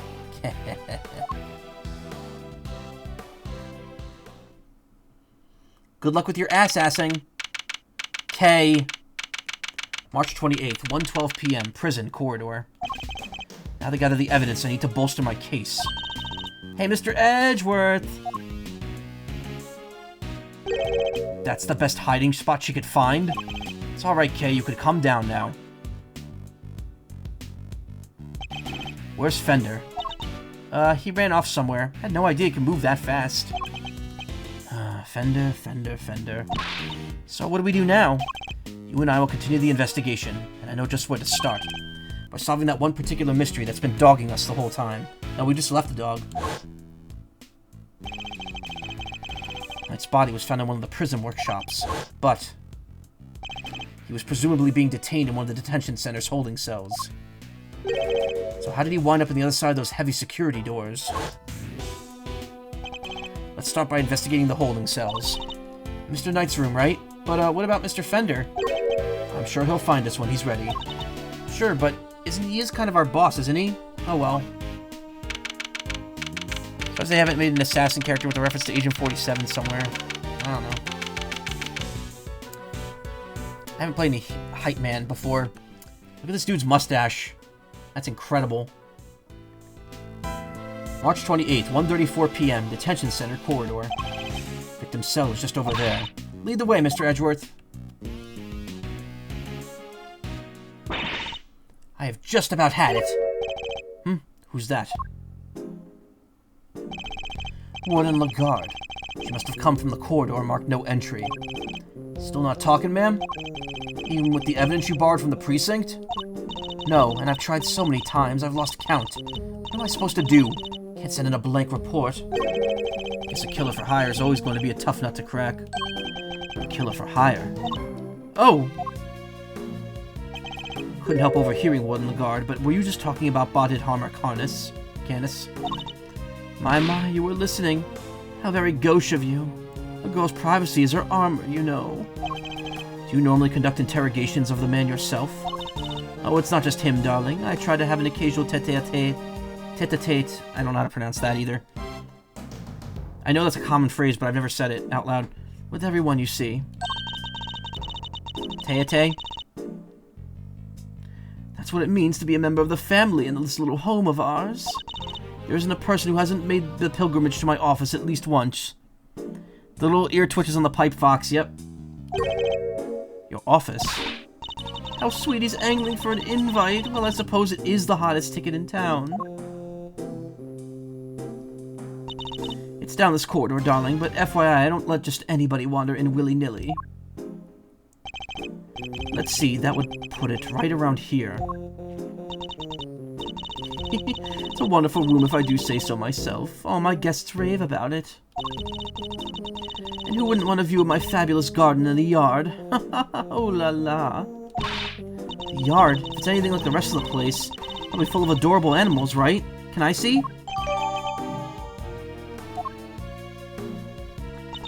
Oh, darling, it's so sweet of you to take an interest, but I'm afraid this is not possible. Why not? Because you're not a member of our home. If you want to see it that badly, you'll just have to go get yourself convicted for doing something unspeakable. That's a rather steep price to pay. Oh, but just listen to me chattering away like there's no tomorrow. It's time for Allie's lunchy brunchy. The poor dear will be dying. Allie, sweetest little dear in all the world. I know I shouldn't have favorites, but you know how it is. Now to the yard with me. Ciao for now, darlings.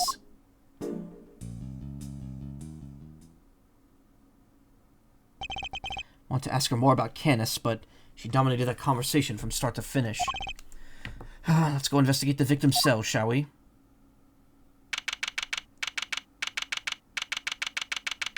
March 28th, 1:43 p.m. Detention Center, holding cell. So this is Knight's cell. When do you think he was brought in, Mr. Edgeworth? Would have had to have been the evening of the 25th, just after the events at the lake. And then at some point he wound up in the prison proper. But how? Must be some evidence here that will point us in the right direction. Alright, let's get looking, Mr. Edgeworth.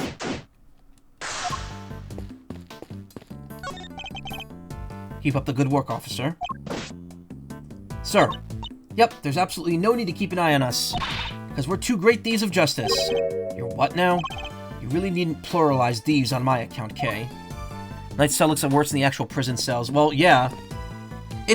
No, the prison cells are very empty, though, when you look in them. I mean, Canis's was one thing, but, like, you saw that, Carcerado's cell was, like, it was just the desk. There wasn't even a bed in there. This does look like crap, though. I'll scour the scene and inspect anything that catches my attention. That looks like the android detonator from Dragon Ball Z. Like the little triangle that they'd hit to detonate the bombs inside of them. This bed doesn't look very comfortable. That pillow cover is very clean. Spotless, in fact. But this kind of bed Gummy sleeps in. I can just picture it, can you? No, I sense he's more of a mattress on the floor type. Shelves there are just holes in the wall, true. Hey look, this newspaper's got a chunk of it missing. You're right, a few pages have been roughly torn out. Day before the incident. But why? Maybe Mr. Knight wanted to clean his cell but didn't have a cleaning cloth? Not totally implausible theory, I suppose, but who would try to clean their cell? This must be Knight's suit jacket. So I've been doing some research of my own. Oh, and what have you discovered? Discovered that guys who look good in suits tend to be popular with the ladies. Sorry about the newspaper, you were hungry.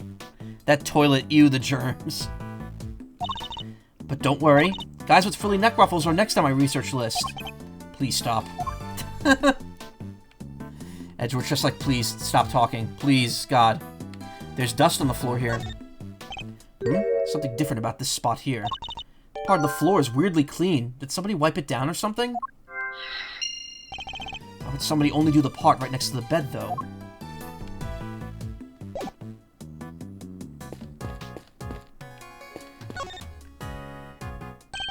Reflected in the mirror is a security camera. Great thief's greatest enemy.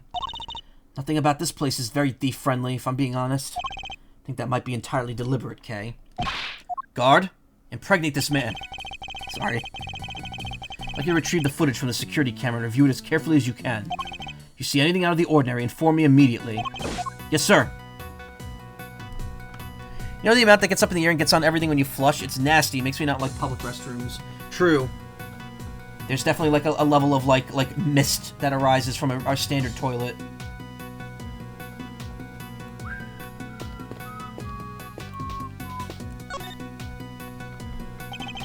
I'll scour and inspect anything that catches my attention.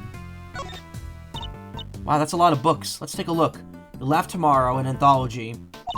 Understanding Animal Emotions. Life as a Pet Stylist. Maybe there's more to Mr. Knight than meets the eye. Those fonts. Making Money While Serving Time. A Second Chance at Life. Interviews with a Former Prisoner. 200 Days to Freedom. An Escape Story. Volumes 1 through 3. Easily block it by lowering the lid, but clearly Knight's crime was him not knowing to do that. I don't think there's a lid on that one. Sadly, I don't think these were his. They were likely specially selected and placed here for the detainees. With the hope that they would want to better themselves during their time here. Second Chance at Life. Interviews with a Former Prisoner. These books appear to have been written by current model prisoners and former inmates. Oh, I like the look of this one. 200 Days to Freedom. An Escape Story. And this one, too. Making Money While Serving Time. This facility made more deeply rooted problems than I thought. It did, but it's open. Okay, I'll take a look in a second. Oh, what's the menu doing here, Mr. Edgeworth? Seems that those held in detention center are able to choose what they'd like to eat each day. Wouldn't Edgeworth know all this?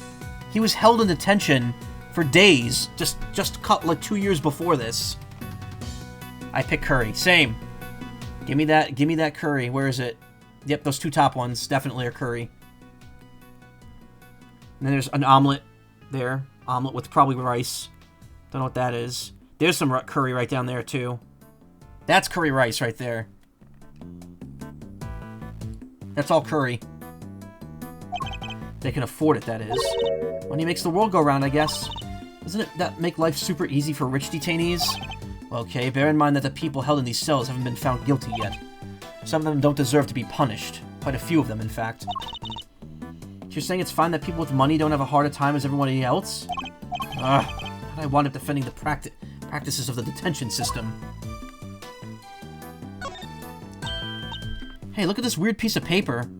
Might have been a different center, maybe a different management. Who knows? Ooh. There's some sort of grid on it. Let's take a closer look. Nothing of interest there. The grid appears to be a chess diagram. The victims, I suppose. What's a chess diagram? Visual representation of a game of chess. See how the locations of all the pieces are marked? This seems to be a closely fought contest. But perhaps if this pawn were... No, wait. Not now, Mr. Edgeworth. This is no time to be playing games. Yes, I suppose you're right. This is the first time I've seen this configuration of pieces.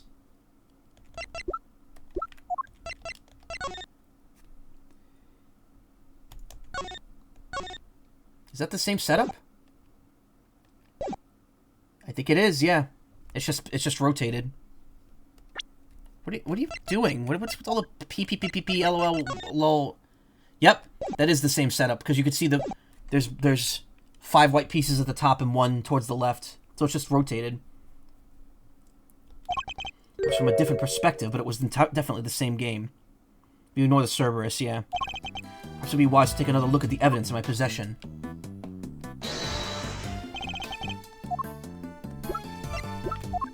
Eureka! This chess game. I've seen it before. Not for the chess chat, Mr. Edgeworth. We're supposed to be investigating here. Focus! I am investigating. This particular bit of chess chat could prove to be vital. Now, take a look at this. Can you tell me what it is? It's the chess set we saw in Mr. Canis' cell. Canis. But, I don't really know the rules of chess, so... The rules of chess are not important here. What's important are the positions of the pieces. Compare the ones in Mr. Canis' cell to these. Do you notice anything? I don't know which piece is which or anything, but if you turn the diagram like this, there are pieces in the same squares. Indeed, there's no dog in the diagram, but that's to be expected. Apart from that, however, the positions of the pieces are identical. And what does that tell us? As unlikely as it seems, Mr. Canis' chess opponent was... Mr. Knight? Well, that was weird. Mr. Knight? This could be just the proof we need to show that Mr. Canis had some... Oh my god, I keep doing that. Mr. Canis had a connection to the victim. Positions of the pieces match those on the board in Canis' cell. Chess diagram.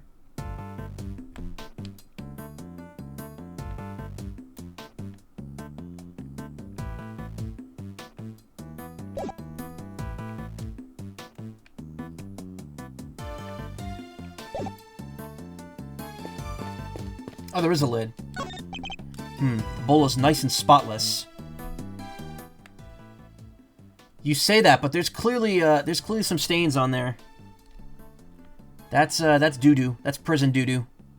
And there are no signs that the toilet paper has been used. Everything seems to be in order with this toilet here. Time for me to fuck off, y'all. Have a lovely rest of the stream. Alright, Izzy, thank you for being here, as always. I'm probably gonna stop too soon, as soon as I hit a to be continued. What? Are you serious? Why? What's wrong? There's no door. It's not even a curtain. Whoever designed this place should have thought a little more about the people who have to live here. I think there might be a reason behind the open plan layout. Please someone get the Clorox. Wait, Knight doesn't use toilet paper? I don't think he took a shit while he was in here. Standard barred window. No signs of having been tampered with. Don't think there's any chance our killer escaped through here. Ha! Aha! Must remember to bring something to saw through iron bars with. As they say, fail to prepare, prepare to fail. Glad I got the chance to scope this place out. Okay, we're investigating a crime scene, not preparing for your eventual escape.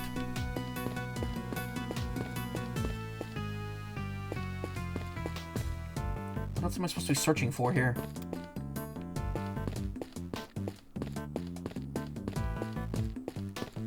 Oh, right. Logic.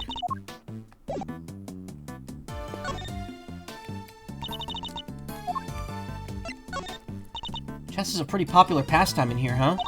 I mean, Mr. Knight even asked Simeon to bring him his chess set. I'm afraid I have to disagree. In fact, as far as I can see, only 2 people were so enthralled as to own a chess set. Mr. Knight and... The TP must be like 1-ply, like true 1-ply. Yeah. TP here's gotta suck. Also have a feeling therapy animals are more to keep prisoners happy, so they're less likely to escape. Well, it's meant to be more of a... Yeah. The way Lagarde runs things seems more that she just wants people to stay and be part of the family. And... Oh, you mean that scary guy? Yes. Could it really be a coincidence that they're both such great fans of chess? A lot more stuff in here than I expected. Indeed, and it doesn't all seem to have belonged to Mr. Knight. Some of the books, for example, seem to be permanent fixtures. No, I don't think being in here would be all that bad, really. You're welcome to give it a try. I certainly won't stop you. No, thanks. Since we're here, I might as well case the joint. You know, just in case. So come on, Mr. Edgeworth, let's get looking. Wrong! Keep hitting the wrong button.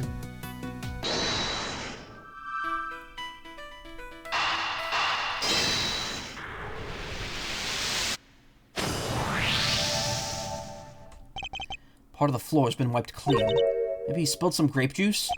Who knows, but we could certainly imagine what he used to do the wiping. The torn-out pages of that newspaper. Why would he just ask a guard for a cloth or something, though? Perhaps he didn't want anyone to see what he was wiping up. Signs of the floors in the victim's detention center holding cell was wiped up. I think we've about exhausted this cell. Made significant progress by establishing a connection between Mr. Canis and the victim. This is bad, sir. Is that the guard? The security camera footage, sir. I watched it, and... What is it? Can you show it to us? Yes, sir. I have a small playback monitor with me. Then what are we waiting for? Let's see it. Why exactly did Edgeworth bring himself... Whoa! There's 3D in this game? I didn't realize that... What's that? That black thing. It's that dog, right? What exactly did Edgeworth bring the self-admitted criminal to the prison she is most likely to be sent to? Because... I don't know. Because she actually is helpful. Until now, our assumption was that the crime had taken place inside the prison proper. But it seems that the assumption may have been wrong. I want to see that again. That was so quickly. That it had actually been attacked at this location. Take that! Right here in the detention center. And the perpetrator was indeed Mr. Canis' dog. This is just the evidence we need. Footage of a detention center holding cell showing the victim being attacked by a dark form. If this is where Knight was actually murdered...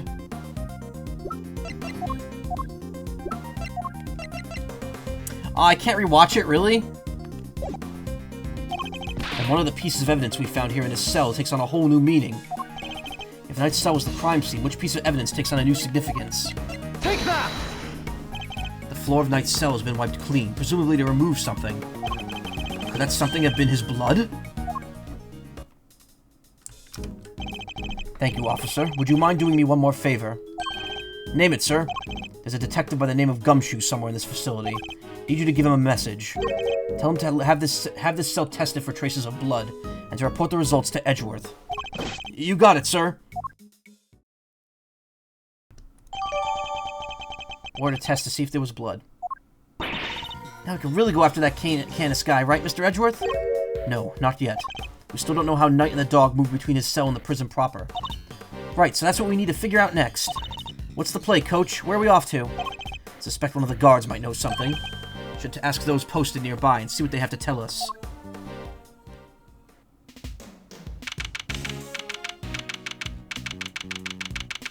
Oh my god, when's the to be continued? March 28th, 2:15 p.m. Okay, time to get asking... Huh? Hey, look who it is. Thanks for the tour. Later.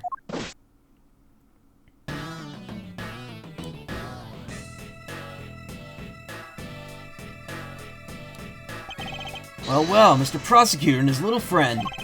Didn't expect to run into you here. Must be my lucky day. This is Agent Shi Longlang of the Interpol. He was in charge of a case I worked on 2 weeks back. Thought he had gone home to Zhang Fa after that, but here he is. You had some business to take care of, I take it, Agent Lang? You could say that. Nothing that need concern you, though. First a black hound, now a wolf in all black. Hey, wait, why are you all alone today? That's true. He's usually accompanied by an army of police officers, and that one woman who we ended up sending to prison. Here you were at it again a couple days back, sticking your nose into things. A couple of days back. He means the incident with the president of Zhang Fa. Actually, I thought you might be there as well, heading up security detail. Our president doesn't have much faith in the efficient efficacy of his own country's police force. Maybe now he'll think twice before using contractors again. Amateurs. Agent Long doesn't have much faith in prosecutors, or the courts to do their jobs right. Which is why he's so meticulous about investigating with his hand-picked cream of the crop officers. Indeed. No doubt things would have turned out differently had you and your men had been in charge. My men, huh? Yeah, those guys aren't around anymore. What? They're not? It's funny, isn't it? I'm a real lone wolf now. What are you saying, Agent Lang? What on earth happened? Told you. Doesn't concern you. See you around, Mr. Prosecutor. Wow, he seemed not okay. Yes, and I would very much like to know why, but there's nothing we could do about it right now. We'll worry about Agent Lang later. We have an investigation to conduct. Alright, let's start by talking to these guards. These are the guards' lockers. But they keep their uniforms in there. Snacks, too. Snacks, really? Well, that's what I'd keep in there if it were me. You know that not everyone is you, though, right? It's the door to the observation room. Observation? You mean, are they always watching us? Or maybe they're just watching you and laughing at all the weird stuff you do. Weird stuff? I'm a perfectly normal person who does only perfectly normal things, I'll have you know. No, you aren't, Edgeworth. It's a security gate that can detect metal objects. Am I the only one who gets a little nervous when I have to go through one of these? It's the same whenever I see a cop. I know I've done nothing wrong, but I still get anxious. Maybe because you go around calling yourself a great thief, hmm? There's a riot shield there. There's an assortment of trophies here. Edgeworth's saying that, it proves he does weird stuff. Yeah, exactly. Just once I want to give someone a trophy. And what sort of award would a great thief hand out? Greatest rope escape, of course. Oh, but if I enter the contest, I guess it just turned into me handing the trophy to myself. I'd worry more about finding a venue willing to host such an event. Looks like the offices are down this way. No entry, though, according to the sign. Don't they know that telling people not to do stuff just makes them want to do it more? It's human nature. I would argue that's the ability to resist such urges is what makes us human. I was wondering, have you seen an enormous black dog wandering around here recently? That thing? No way. If I had, I'd... Let's just say I'd be a lot more nervous about standing guard here. So do you and this dog have some kind of history or something? Now, Kay, you should know when to let sleeping dogs lie. Ba-dum-bum! By the sound of it, Candace's dog hasn't been spotted on this side of those heavy security doors. Oh man, I'm in so much trouble. What's the matter? You seem perturbed. Oh, well, you see, one of my uniforms is missing. Could have sworn it was right here in my locker. Did it grow a pair of legs and run off somewhere? Where in the world did that idea spring from? No, where in the world did that idea spring from? Anyway, I hope you track it down soon. I'll be rooting for you. Thanks, I appreciate it. Stolen from a guard's locker in the detention center corridor on March 26th. Missing guard uniform. Hey, are those my faithful assistants I see before me? Fender, and where exactly have you been? Where have I been? Been looking for you two. Been searching high and low. Wandering lonely through the prison halls. It was terrible, I tell you. The prison's over on the other side of the facility, boss. So listen, I just got the lowdown on some seriously dynamite material. You want to hear it, right? Right? Seamless. I was chatting with a few of the guards, and they told me something très interessant. Turns out the Bronxster had himself a little incident 2 days ago. Pre-mortem, if you catch my drift. An incident? Simeon told you he came to visit his pal, right? Well, it happened right after they'd wrapped up, when Bronco was being escorted back to his cell. He was just one guard, and he was handcuffed, obviously.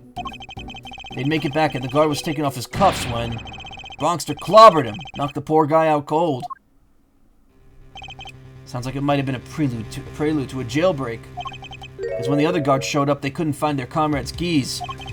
Were there any rumblings about Knight attempting to escape? That's the bit that fries the old noggin. There were none. He just sat in his cell, then turned up dead. And what's more, he swore right to the end that he never stole the keys. They turned his cell inside out, too, but no dice. Carter was struck. What did he have to say? It was kind of like, and then he collapsed. That's how that works when you get struck on the head. Nothing. Poor guy was still out when they took him to the hospital. Word is he's still there. So there's nobody around to tell us what really happened. Who really died that day?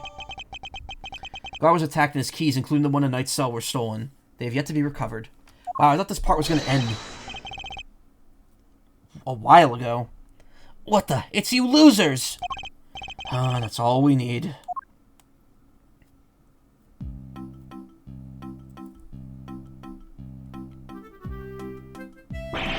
Why are you still hanging around here like a bad smell?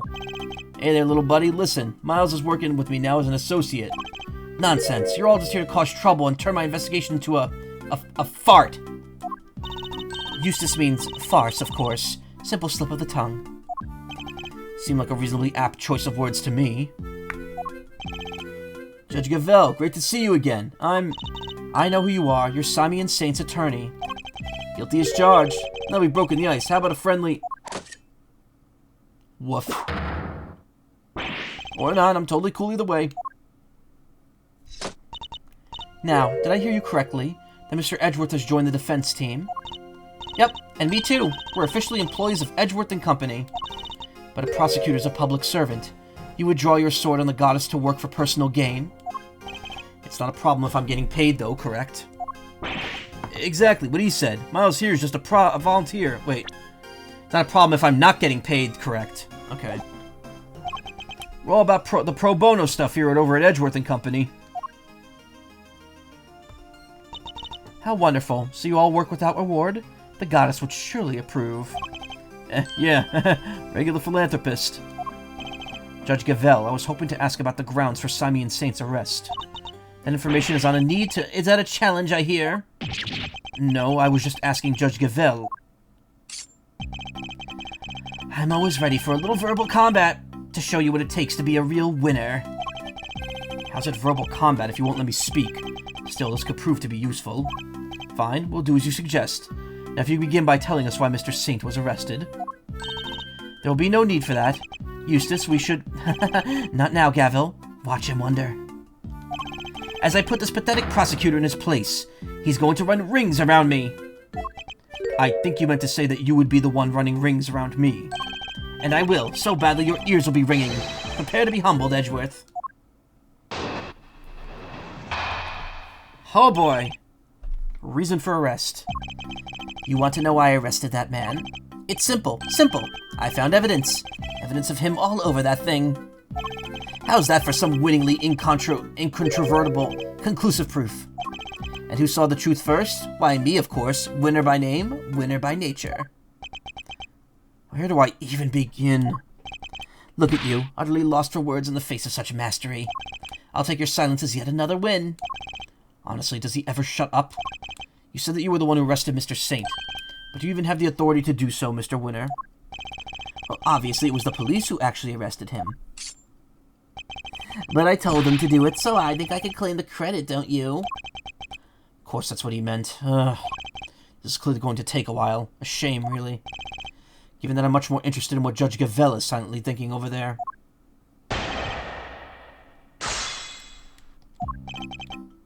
Hold it! I'm just checking, but you do know who it was that you arrested, correct? Is this some kind of joke? Of course I know who I arrested. It was Simeon Saint.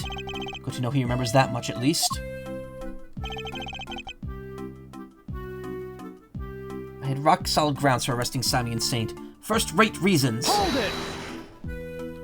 Rock solid, you say? I'm impressed. Hold on, I know what you're doing here. You're trying to butter me up. Well, it might work on the chumps you meet in court, but it won't work on me. The evidence we found is certainly rather damning for Mr. Saint.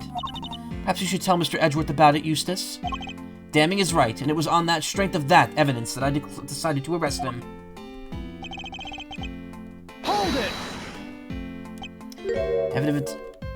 It's simple, simple! I found evidence! Evidence of him all over that thing. Evidence of him was all over that thing. Could you be a little more specific, Mr. Winner? Do I really have to spell it out for you, Edgeworth? I'd hope that even you could put 2 and 2 together. Stop messing around. The onus is on you to provide a comprehensible testimony. Come now, Eustace. I'm sure Mr. Edgeworth and his friends would be very interested to learn how you cracked the case. They certainly look keen to hear about it. Fine, if you insist. I'll fill in the gaps. Brace yourselves, because this is going to blow your tiny little minds. But you didn't even know, but the victim had... wait for it. A chess set with him. And that chess set was covered in the fingerprints of a certain Mr. Simeon Saint. Praise be to the goddess of justice for the insight she offers, and congratulations once again, Eustace.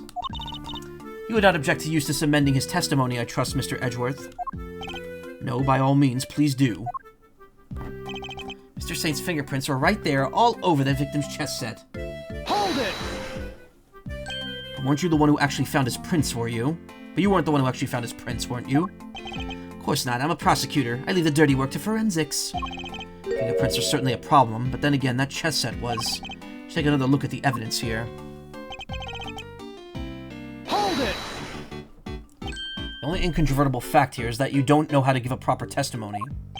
What are you talking about? It's not my fault if you can't keep up. Perhaps I could be so bold as to offer some additional details. The only fingerprints found at the scene belong to the guards, the prisoners, the victim, and Mr. Saint. I think you'll agree that Mr. Saints were only the only prints that had no business being there. Yes, exactly. Now do you get it, Edgeworth? I do, but I'm not so sure about you.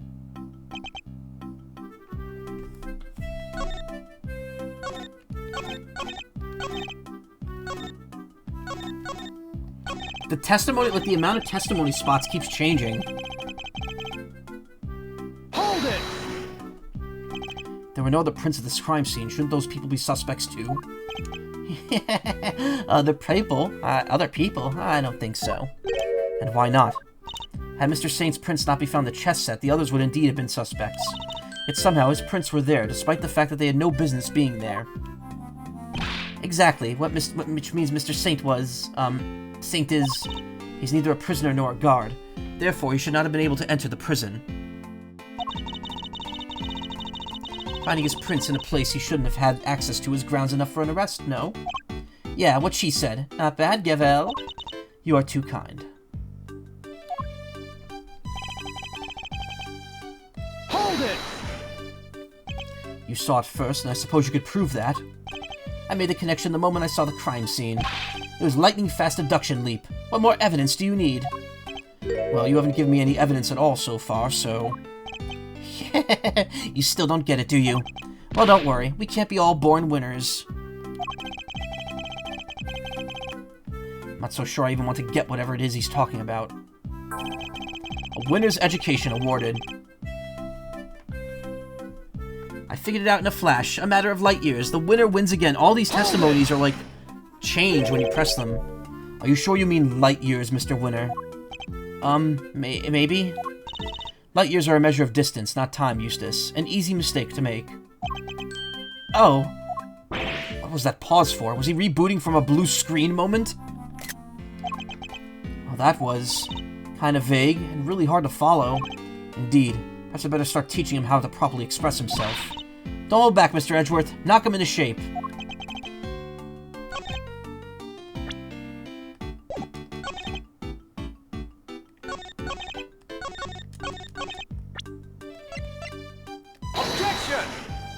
What? That's the right spot. What do you think of this piece of evidence? Why do you want to know? Don't you see? It proves that there's a contradiction in your testimony.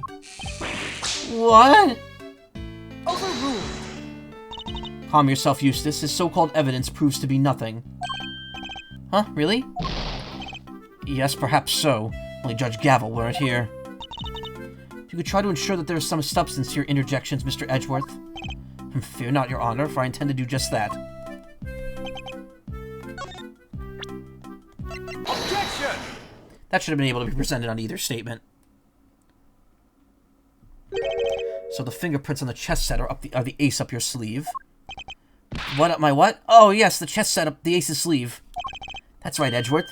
Got a winning hand, as usual. Only your winning hand is a busted flush.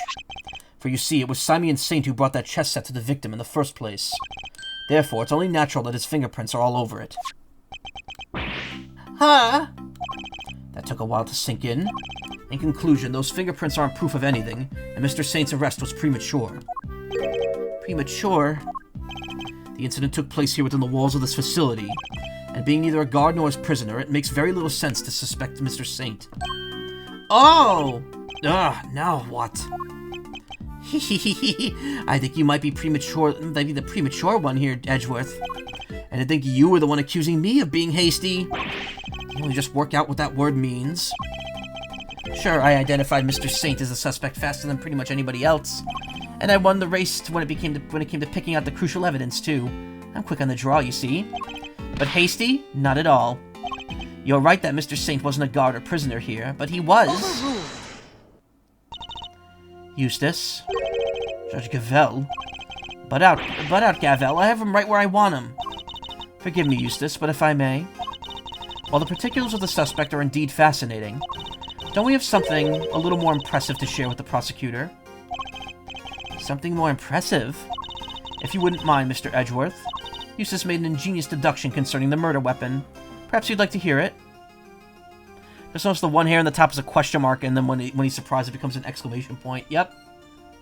A neat little thing about how clueless he is.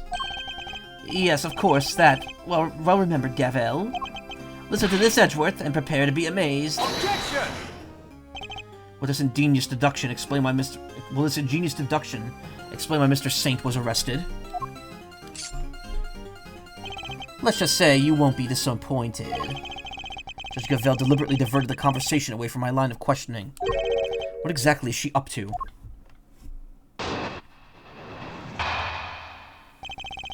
The whereabouts of the murder weapon. Fact 1. The murder weapon was some sort of metal blade. Fact 2. Potentially deadly blades are strictly controlled within the prison walls, as we both know. From these two facts, I conclude the weapon in question must have come from outside. Must have been hidden away inside this chess set. That's what I think, anyway. And since the only prints we found in the chess set belong to the victim and the suspect, I'd say it's blindly obvious who brought the weapon in and used it, wouldn't you? Nothing else, his testimony this time is a little more comprehensible than the last. Another winning deduction brought to you by one winner, Eustace, prosecutor extraordinaire. More like one winner, useless prosecutor extraordinaire, if you ask me. But how could anyone even hide a weapon inside that chess set? Yeah, good question. Why don't you take a look for yourselves? Inside the chessboard. So that's the only way to find out. Nothing in here but chess pieces. Oh, that laugh is really something. Seems pretty convinced the weapon was hidden here somewhere. Better take a closer look. What? The stiff lining at the top opens like a flap door. Whoa, there's plenty of room in there. Indeed, more than enough to hide something like a small knife. Ingenious, no? The killer snuck the weapon in by... Objection! What do you mean, ha? Let me finish, will you? I fear you've not been listening, Mr. Winner, or perhaps you've simply forgotten. The detention center is outfitted with a security gate. Huh? I mean, yeah, and? The security gate also acts as a metal detector, Eustace. Must pass through another one on the way into the prison itself, remember? Yes, that's right, of course I remember. He definitely didn't. It would have been impossible to smuggle a metal blade through such a gate into the facility, which would seem to blow a rather large hole in your reasoning, Mr. Winner. Overruled! That gate is only used to scan people. Any items they bring into the facility are only subjected to a cursory check. Are you telling me the chess set wasn't put through the metal detector? Should have been. Alas, it seems the guards have grown a little lax in that regard as of late. Along tonight and there's a secret compartment. Put the entrances to both the detention center and prison proper, capable of detecting items made of metal. Very good. Thank you, Gavel. It was my pleasure. Now, Mr. Edgeworth, if you'd be so kind as to begin your cross-examination. Cross-examination? It's like she's holding a trial. Well, no matter. Let's see how this ingenious deduction of Mr. Winters holds up, shall we?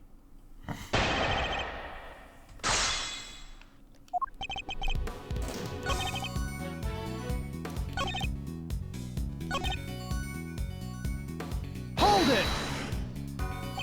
But no murder weapons found at the crime scene. And there's nothing inside the chessboard either. Curious, Mr. Winter. Do you also have thoughts about where this weapon might be? It's, well, the perpetrator must have hidden it somewhere in the prison. Is there a problem with this claim? They hid it somewhere inside the prison. That seems unlikely. In fact, I can prove that's not the case.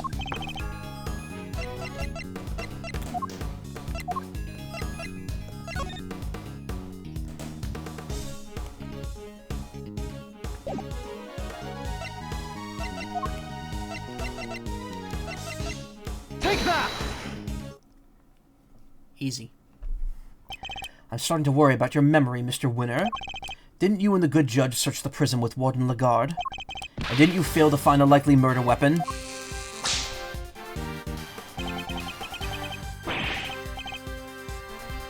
Well, yes, but I guess we just missed it, that's all. Wow, way to undermine yourself. You're saying your search wasn't entirely thorough. You, the so-called winning rookie. Stop making fun of me! Eustace. Calm yourself. Breathe deeply. Do not allow your opponent to get under your skin. You're right.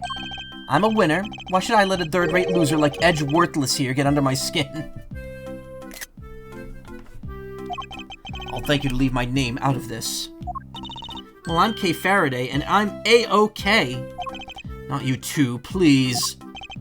Look, it's simple. Since my first-rate investigation didn't turn up any weapon, it means there wasn't one to find, which leaves only one possibility. The murderer took the weapon with him when he left the prison.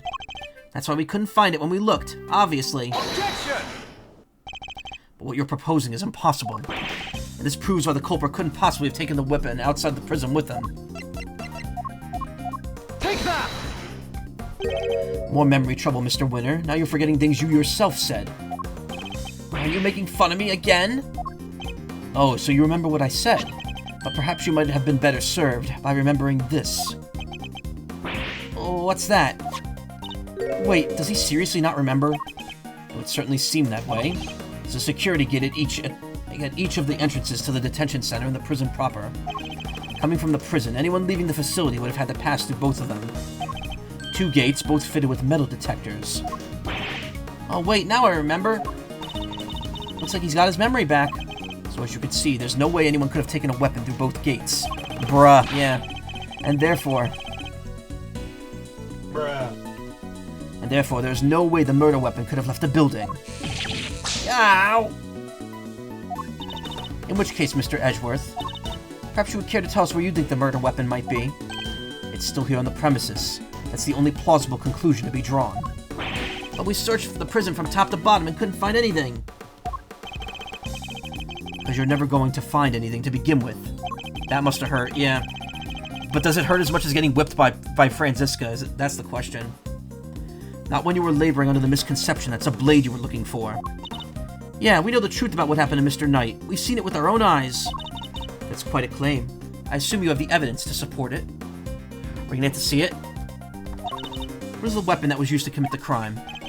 Take a look at this, Judge Gavel, and the weapon we used in this case will become clear. Take that! This footage is taken from a security camera trained on Knight's holding cell. Now watch it for yourselves and see. Oh man, we get to watch this. I love this. It's so smooth looking. It's the friggin' animation. It's like so quick. What? But how? This footage captures the moment the victim was attacked by a black dog. Look at him wiggle, yeah. More than sufficient proof of how he really died, wouldn't you say? Yes, it certainly is significant. So now we know that Knight was in fact killed in his cell by his vicious dog. A dog that moved the victim's body to the prison workshop post-mortem. We know this thanks to an eyewitness who saw the dog in the workshop when the body was discovered. Of course, I think we can all agree that there is no way the dog could have planned such a crime itself. Indeed, I fear it may be his handiwork after all. Overruled! That's quite enough of that, Mr. Edgeworth. Judge Gavel, You are correct that this footage is an important piece of evidence, that's why we're taking it from you. But it also raises an important new question. A question I suspect you've also been asking yourself. She's right, there's one major problem with my version of the events. The black dog, the one that belongs to one of the inmates. How did it move between the holding cells and the prison proper at will? Oh! How do we answer that one, Mr. Edgeworth? Truth is, I don't know yet. Heh, of course not. Can it, Wonder Boy? You didn't even notice that there was a problem. There was a problem. Overruled. Until the defense provides an adequate explanation, the court cannot accept your line of logic. That is all. This court is adjourned. Wham. But wait, there's still so much more to explore. Overruled. Court is no longer in session, Mr. Edgeworth. If you'd be so kind as to leave the courtroom. Court was never in session in the first place. Once again, this court is adjourned. Objection! We may not have all the answers yet, but you haven't explained anything either. But you haven't explained anything either regarding Mr. Saint. What do you mean? Just as we don't know how the dog made it into one of the detention center's holding cells. You can't know how Mr. Saint could have made it inside the detention center, let alone the prison either. He would have been allowed as far as the visitor's room to see his friend, but no further. So it's hard for me to conceive how he could have committed a crime in a place he had no access to. Judge Gavel, I believe it's your turn to provide some proof. Proof that Simeon Saint was able to enter the prison. Overruled. You wish for the court to provide you with proof. Highly irregular, but very well. What? They actually have something? Now seems like as good a time as any. And I suppose you have been kind enough to share your own theories on the case. What's she building up to here? Mr. Edgeworth, I suspect you don't know what Mr. Saint does for a living. So allow me to fill you in. He is... a circus performer. A what? Yes, perhaps you've heard of the Berry Big Circus. The...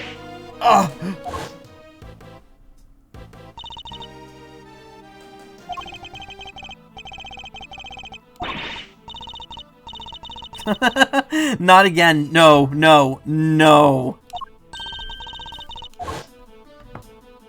It's the damn clowns again, yep.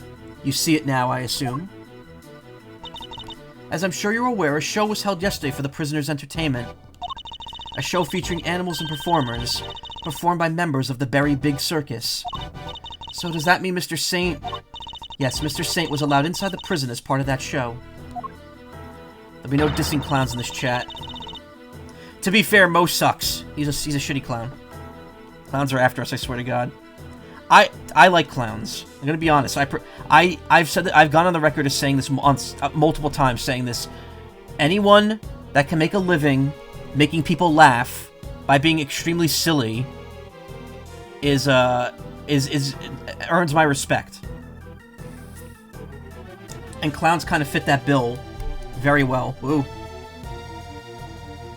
The murder was during the show, so he would have been busy. Maybe. Who knows? In fact, that's been confirmed beyond a reasonable doubt. She held on to that fact until the last possible moment. She let me run with my own theory, only afterwards did she use it to reveal the truth. Wait, this changes nothing, though.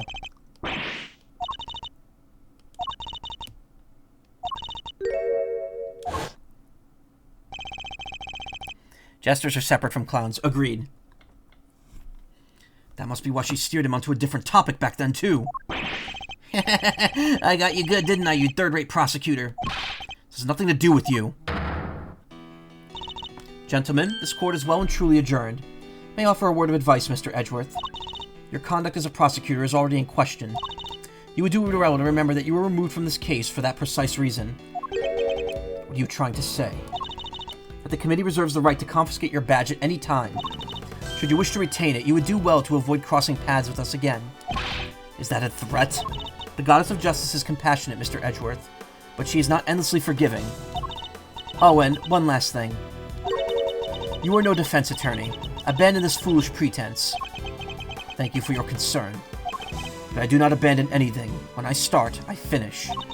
Well, do try to remember that the two jobs are not one and the same. And that a defense attorney is expected to develop something of a bond with their client. Next time, finding out your client's real occupation might be a good place to start. Urgh. She kind of got you there, Edgeworth.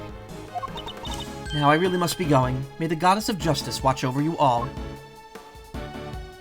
Oh, I just remembered, I gotta see if this deal is still going on. Some place is selling Street Fighter 6 for Steam for like $5 today.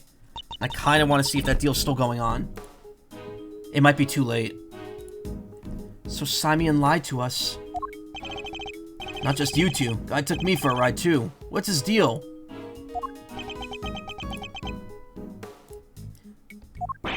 Whoa, whoa, whoa. You're not having second thoughts about all this, are you? Scroll, scrolling.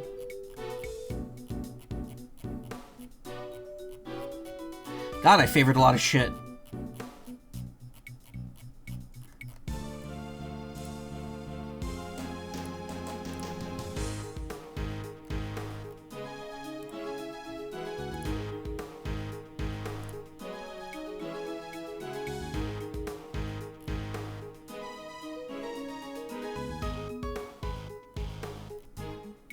That's weird. The site doesn't even load.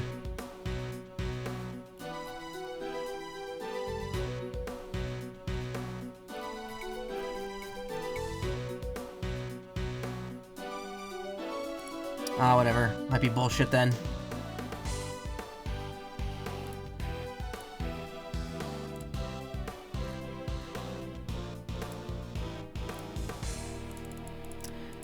Really hoping we hit a to be continued in like the next minute.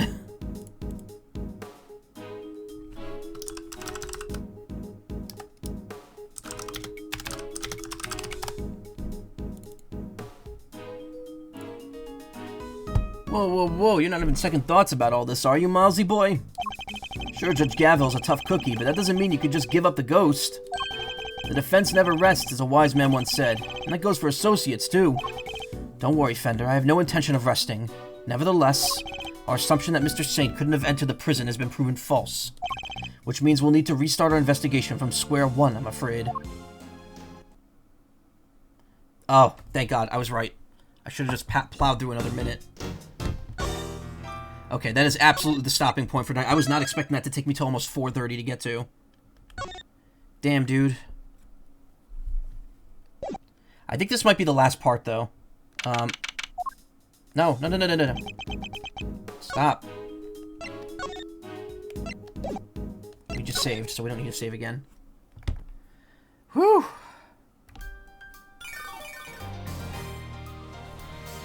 Why's my PNG tuber so far down? And no more ghost.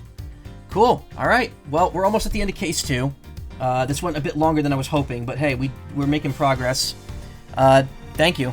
Thank you so much for coming by, everyone, for rating, for chatting. You know I always appreciate it. Tomorrow night will finally be the end of Brothership after so goddamn long. And if there's time left over, maybe we'll get a little spelunk in. We'll see. We'll spunk for a bit. And then this upcoming week, just expect, essentially for the next 2 weeks, just expect nothing but Edgeworth.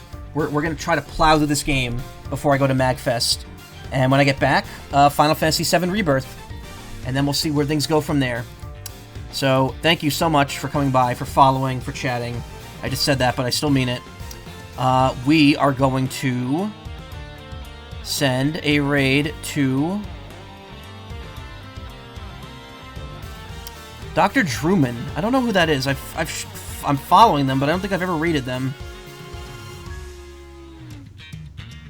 They're playing the Nancy Drew game. Let's give them a raid. They're co-streaming. Thanks, everyone. Thank you, Razu. I'll see you all tomorrow night. You take care. Have a good Sunday. Enjoy the rest of your weekend. Don't freak out about work. Good night, everyone.